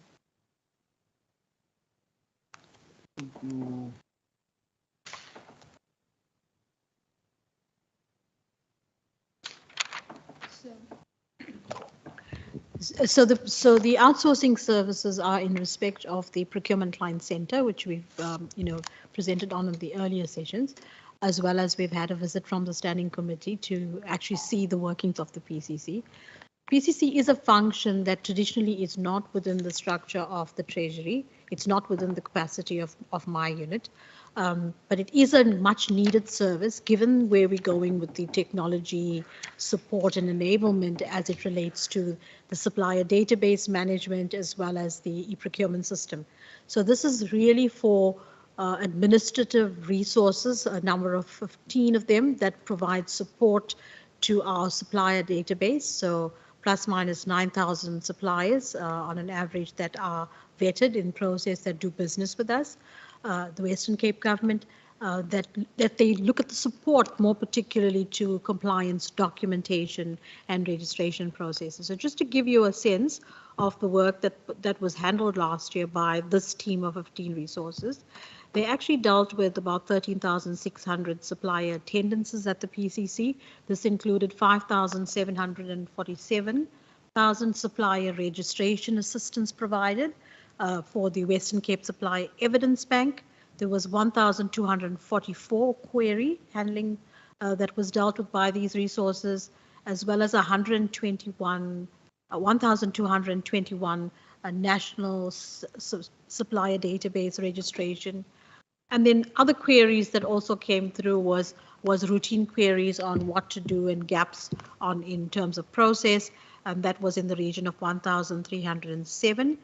There were 3,586 walk-ins by suppliers despite the lockdown conditions, etc.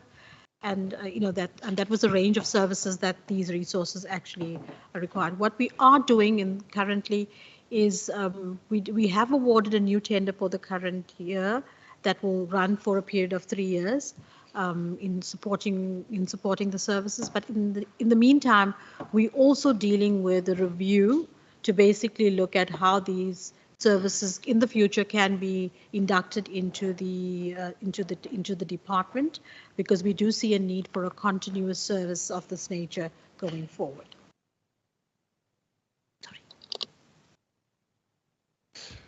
Let me just briefly respond then, Honourable Member, on the grant allocation for the Municipal Financial Recovery Service. So there were two parts to the question. The first part was the financial recovery plan for Beaufort West was approved 3 weeks before the end of the provincial financial year. Could we have made a transfer in that period? The short answer is no.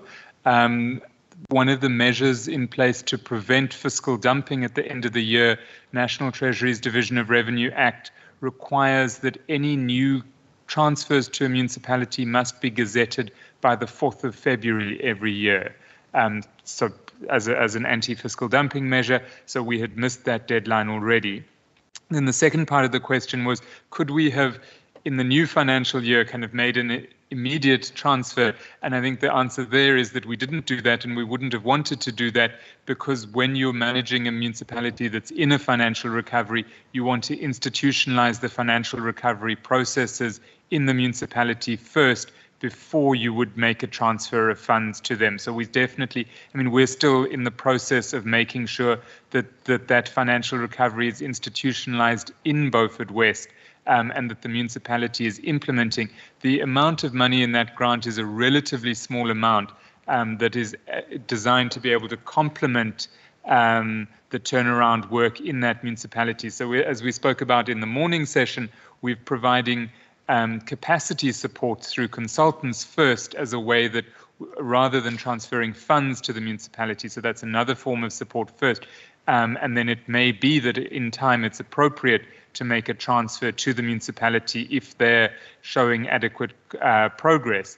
to accelerate that. But we would definitely, I think what we saw last year is that we'd rather risk the underspending on that kind of funding rather than making a transfer into a place where we're not sure of the governance and not sure that the funds would be spent appropriately. Thank you.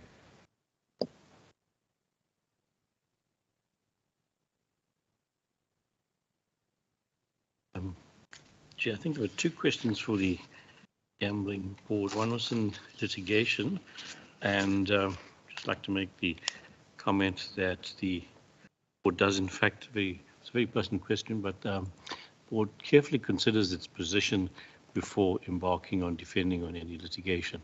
Indeed, it would consider whether to enter into settlement negotiations where appropriate or abide the decision of a court. But there are instances where it is important to protect the board's interest that we enter into the litigation. But I'll ask Ms. Skepu to comment on, I think, the two particular cases which you, Honourable Member, and then there was a question about vacancies on the board. I'll ask Ms. to answer that. Thank you. Yes, Chair. Indeed, as indicated by the chairperson, the board would participate in those litigious matters that will fundamentally impact the board's regulation going forward, where the board ought to put its position before court in order for a particular judgment that would then be binding on the parties and set a legal precedent. By way of example, in the past 3 financial years, the board was cited in 7 matters, and only 2 of those were opposed. In the current financial year or the past financial year, 1 application was served on the board where the board was cited as a party and that matter was not opposed. And so the board would take account of whether or not it is purely a commercial matter, for example, where the board's decision is challenged on review, then the board may file an affidavit explaining its decision and the reasons for that. The court would then take account of the board's position in terms of that. With the board being an administrative body, in terms of the Promotion of Administrative Justice Act, the only recourse to any person adversely affected by a decision of the board would be to approach the court for a review of that decision. So the board's powers to negotiate or settle a matter is also limited by law. The board cannot undo its own decisions in terms of PAJA and the broader body of administrative law. So just to confirm that not all matters are opposed by the board. Where there is an opportunity to settle, then depending on the position of the parties, the board does pursue that. Another example is the free play matter. There the board agreed with Sun International that they will apply for a declarator and each party will bear their own legal costs. So in that matter, the board will not be saddled with costs, albeit the matter is now in appeal, on appeal before the SCA. Yeah. So presently, Chair, as we speak, there is 2 active matters that the board is pursuing. The one is the free play matter that will be argued before the Supreme Court of Appeal on the 22nd of November. And the other matter being the decision in respect of the rollout of the additional 1,000 LPMs. That matter is also on appeal before the SCA. And these matters commenced in 2016 and 2017. So it is historic matters. Thank you, Chair. Next. Next. Okay. Yes, Chair. The short answer to the question on whether vacancies which resulted to major savings have been filled is yes. All those vacancies have mainly been filled, Chair. Thank you.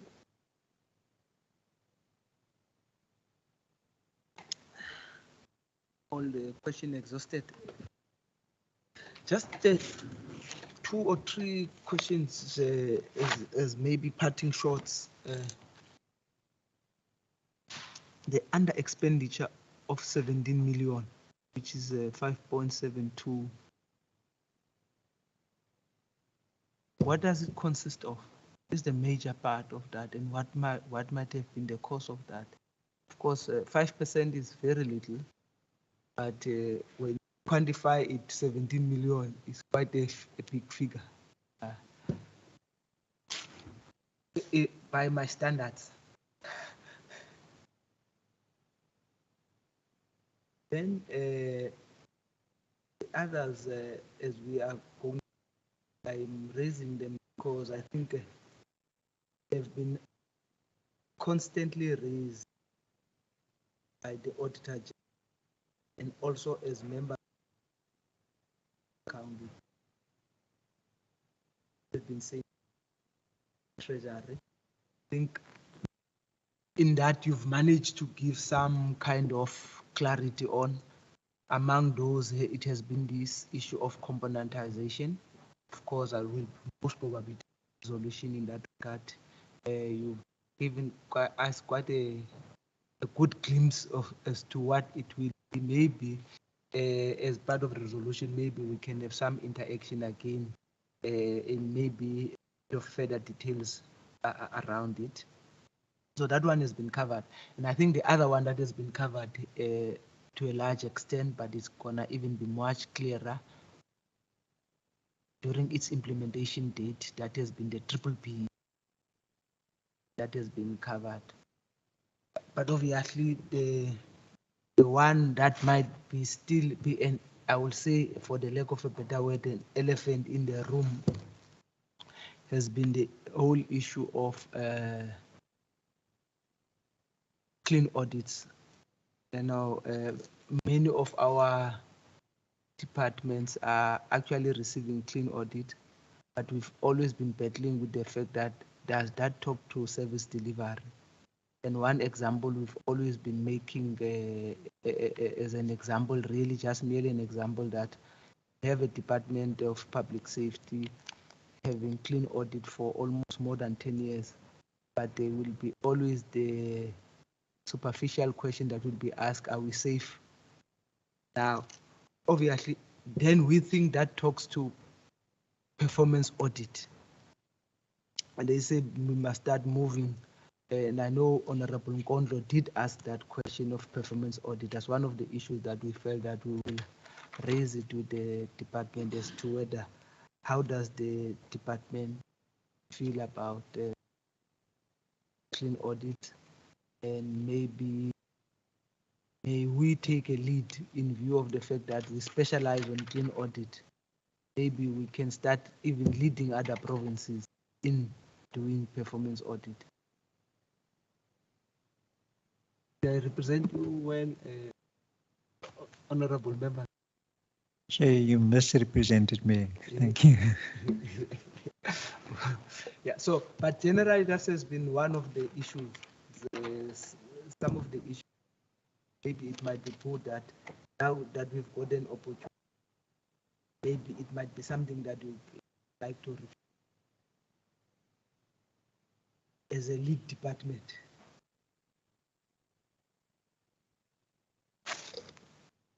So thank you for that. Look, I think on the question of componentization and as that evolves, and the triple PFA and in terms of preferential procurement and how that evolves, you know, we're very happy to keep the committee briefed on those issues. It's that they're both quite dynamic environments. I think the triple PFA issues are moving more quickly than the componentization issues, but that can change.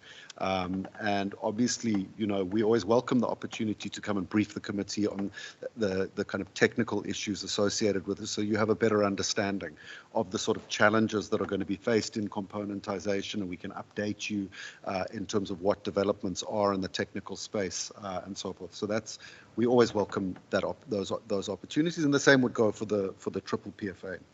I think in the audit space, in principle, we all want to be able to check that public resources are getting to the residents of the Western Cape in the most efficient and effective way possible, and actually delivering outcomes, service delivery outcomes for them. And so that's what's very attractive around performance auditing. The question, of course, is, and so the Auditor General herself at the moment, in various engagements that we've had with her, she talks about how do we really get to being able to check or respond to the lived experience of citizens, not what these documents all try and tell us through annual reports and performance plans and so forth. And so, I think at a strategic level, we're very much on the same page with the AG as how do we move from compliance and conformance into the performance side. In other words, we think that solid governance systems should make a difference in the quality of services and the lived experience of citizens. So the question then becomes, how do you get there? Because that's easier said than done. It's very easy in big systems to sort of over-ambitiously try and introduce reforms that then end up setting you back more than enabling you to move forward. Now, clearly, one of the things that we've discussed with the AG already, and not so long ago as well, is that our frontier is really in understanding what the PDOs or the non-financial targets and indicators are seeking to mention and are seeking to measure, and how they're going about measuring that. And I think that there are still challenges there. In the provincial government space, less so on the non-financial, much more now on the, less so on the financial side, much more on the non-financial side. Are we measuring the right things? There are incentive effects that are layered into that once you start having audits and you start putting a sort of compliance lens on it. Do you want to make sure that you achieve 100% of your targets? Because the easiest thing then is to dumb down your targets, softball your targets. Softball your indicators so that there's no real stretch, there's no real agility and reaction to what the needs of citizens are. So I think the journey, the point I'm trying to make is that the journey to performance auditing is going to be just that. It's going to be a journey rather than flicking a switch. And it's really important to build the foundation stones of being able to cross that, river. And the foundation stones for me start with looking at two things. The first is our measurement technology, how we are defining indicators and measuring against those indicators. And the second part is the incentives that we're bringing with that. Because if we're just going to bring compliance incentives, we're maybe not going to get the agility and responsiveness that we're actually seeking for in trying to measure performance and encourage performance in the public sector. So it's quite a complex set of issues, and I don't think that not that I think that every journey needs to start out with a very clear destination in mind, but I think we haven't disaggregated the phases yet of the journey that we need to go through. That being said, I'm also heartened we do have a regular quarterly engagements with the Auditor General where we talk about these issues. And we talk about what we can do at the margin to advance the agenda and bring sort of the package of appropriate audit reforms forward in the Western Cape government space, because we certainly would like to be a leader in that environment. Absolutely. That's where it pains to stress with the Auditor General, we really are on the same team. We want to see the effective use of public resources. And we can be a leader, absolutely. So we're actually excited by that agenda. But I think I'm just cautioning that it's a long journey, and I think defining the appropriate steps now is still work underway. But for me, it's going to be around those incentive effects. It's going to be around the measurement technology in how we move forward. The question of underspending.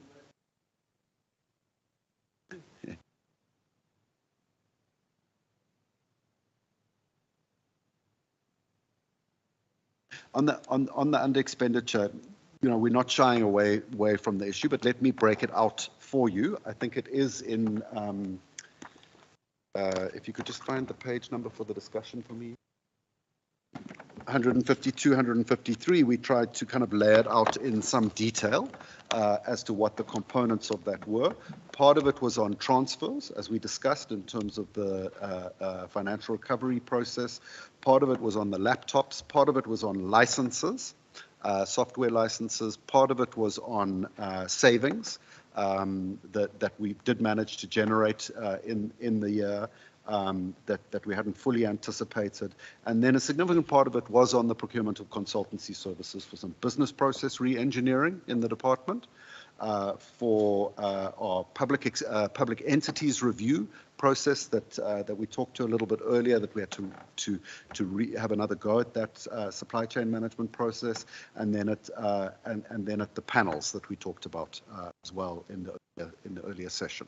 So we're very aware of where we didn't do as well as we wanted to do, and that's why we put in measures in place now to make sure that there's no reoccurrence in that. And I'm confident that those are having some effect as well. But yeah, it is segmented. I think some of it was probably unavoidable in any context, but there's a portion of it that was not, and that's the portion that we can that we are committed to fixing going forward.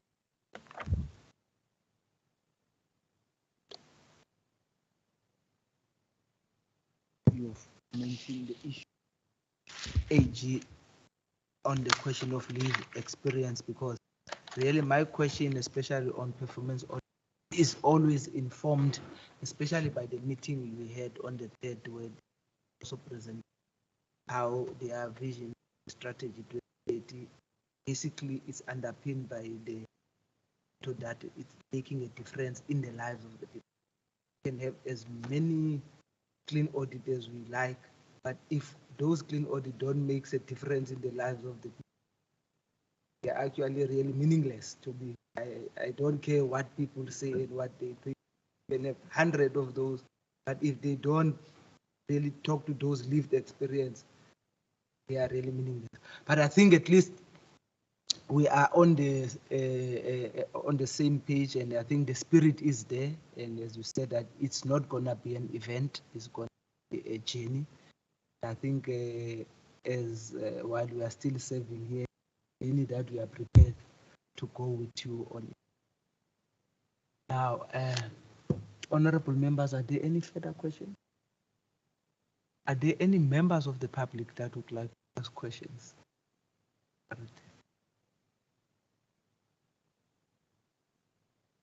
So, okay.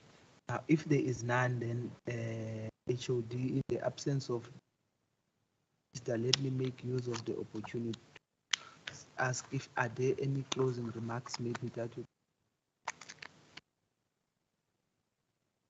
And I think, Chairperson, just to thank the committee for the time and interest that they've shown in the work of the department and in your oversight role. It's really much appreciated to have the opportunity to engage with you like that. Chair.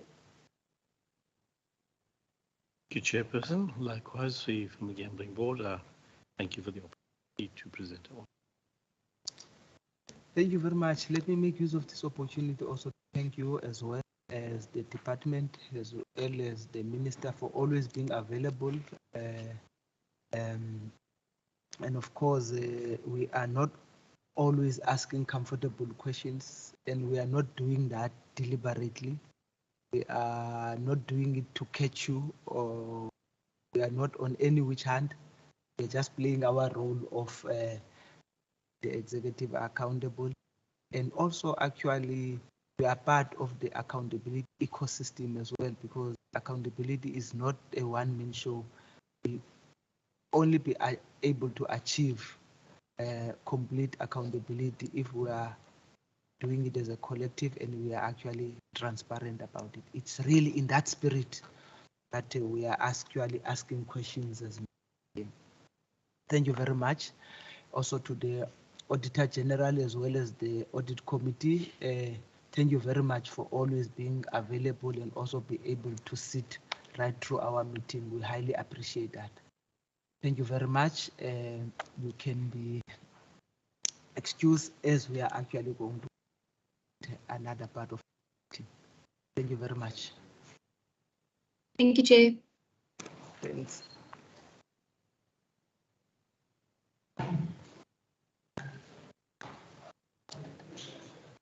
Salute. Salute. Thanks.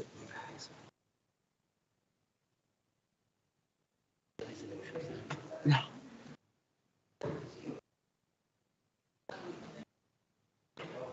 You've been quiet today. You've been quiet today.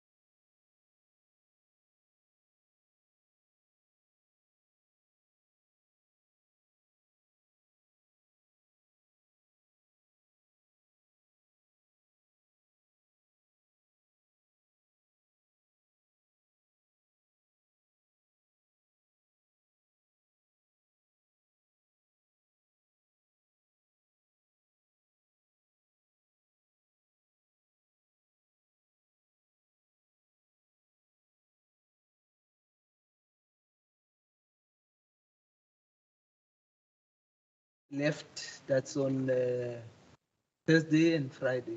Yes. Thursday and Friday. Transport and then local government. So are there any, and one of the committee we've always been waiting for to see what department was this one? At least we are becoming a little bit clearer on componentization now. And then also triple PE as well. But, and of course, you've heard that the department is willing to cooperate on performance audit, but it's not gonna be an event, it's gonna be a JD. Is that your question is rooted in ideology, and it's because of the ideological orientation, you want to delegitimize clean audits. There are so many departments nationally and across municipalities that not even close to clean audits. So the matter is with clean audits, at least you can account for all the monies that you've received. I mean, and there is a correlation between better service delivery and clean audits. A municipality steals half of the money, cannot deliver services, as opposed to municipalities where all the money is accounted for. That's just on the side. I'm just giving an opportunity for him to vent. He's always wanting to vent. So, now, honorable members, are there any resolution you would like to take on the matter? I think on the issue of componentization, the department was clear they are willing to come and brief us as and when it's developed. So maybe it's one of the, maybe we'll send it to them when we see them next time. They can tell us, because they did indicate that it's very dynamic. And I'm sure also by the time we see them next year, the issue of the triple P will have been resolved. They will also update us as well on that.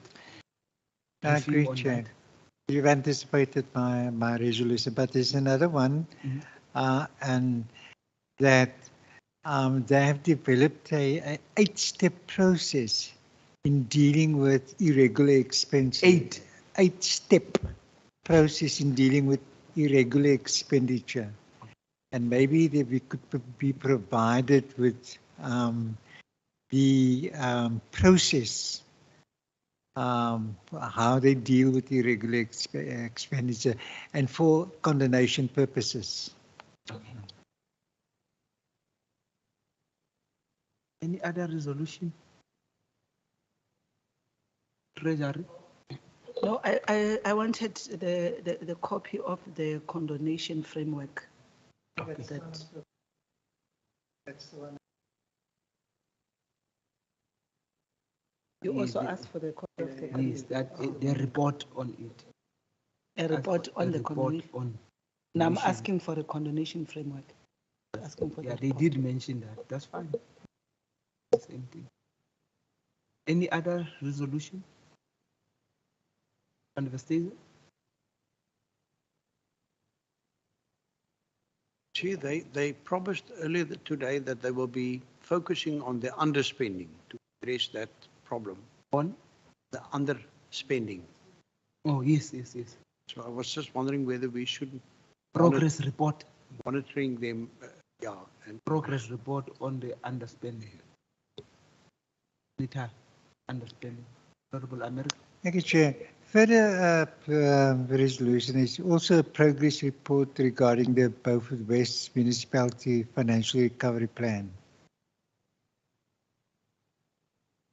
They mentioned.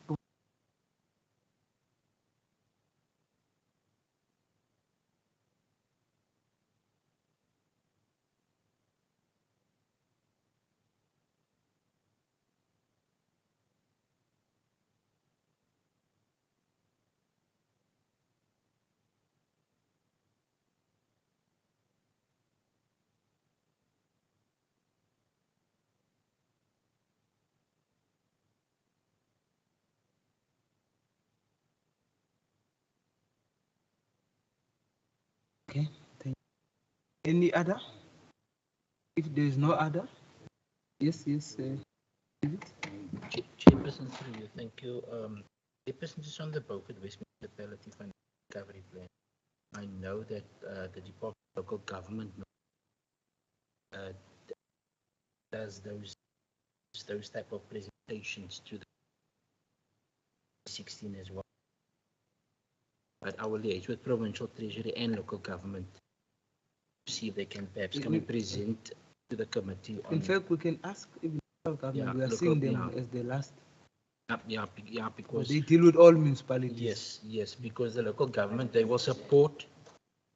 Yeah. He'll assist us as the chair. So we he'll have. lead from from there as well. Yeah, Chairperson, because we've got Provincial Treasury lending financial oversight and support as well to the municipalities. Then you have the Department of Local Government that also comes in to support from a program point of view, So what do you developmental point suggest of we view. must do? So then, Chairperson, is it then fine if we can ask both of those departments so that we can get a holistic presentation on all of the angles? I'm just thinking I'm good with that, Chair. Are you good with that, Chair?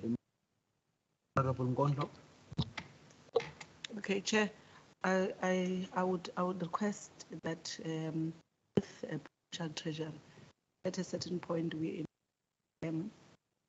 with National Treasury, possibly the AG, around the procurement environment, changing procurement environment. Because this conversation about interpretation, I'm sure we have had our fair share as a problem about the tussle between our departments and AG, but also the notion of some of the regulations, as I think Treasury was mentioning. So as a member of SCOPA, I would really want to have a conversation outside of an audit report, just to understand the changing environment and this contestation, one, on legal interpretations between Treasury and implementing what they call them budget holders, as what AG was saying, that tripartite relationship, third-party relationship, you know, including this notion of the procurement issues. So I would like outside of this to actually have National Treasury, Provincial Treasury, and the AG in one conversation on those. When we deal with Triple B. Honorable members, let me make use of the opportunity. Thank you very much for sitting in duty. See now, now, I'm trying to conclude the meeting, honorable members. Now, so, thank you very much, honorable members, for always being available. We are left with 2 more meetings to go. You're very wonderful all along and very consistent. Thank you very much. This meeting. Thank you. Thank you, Chair.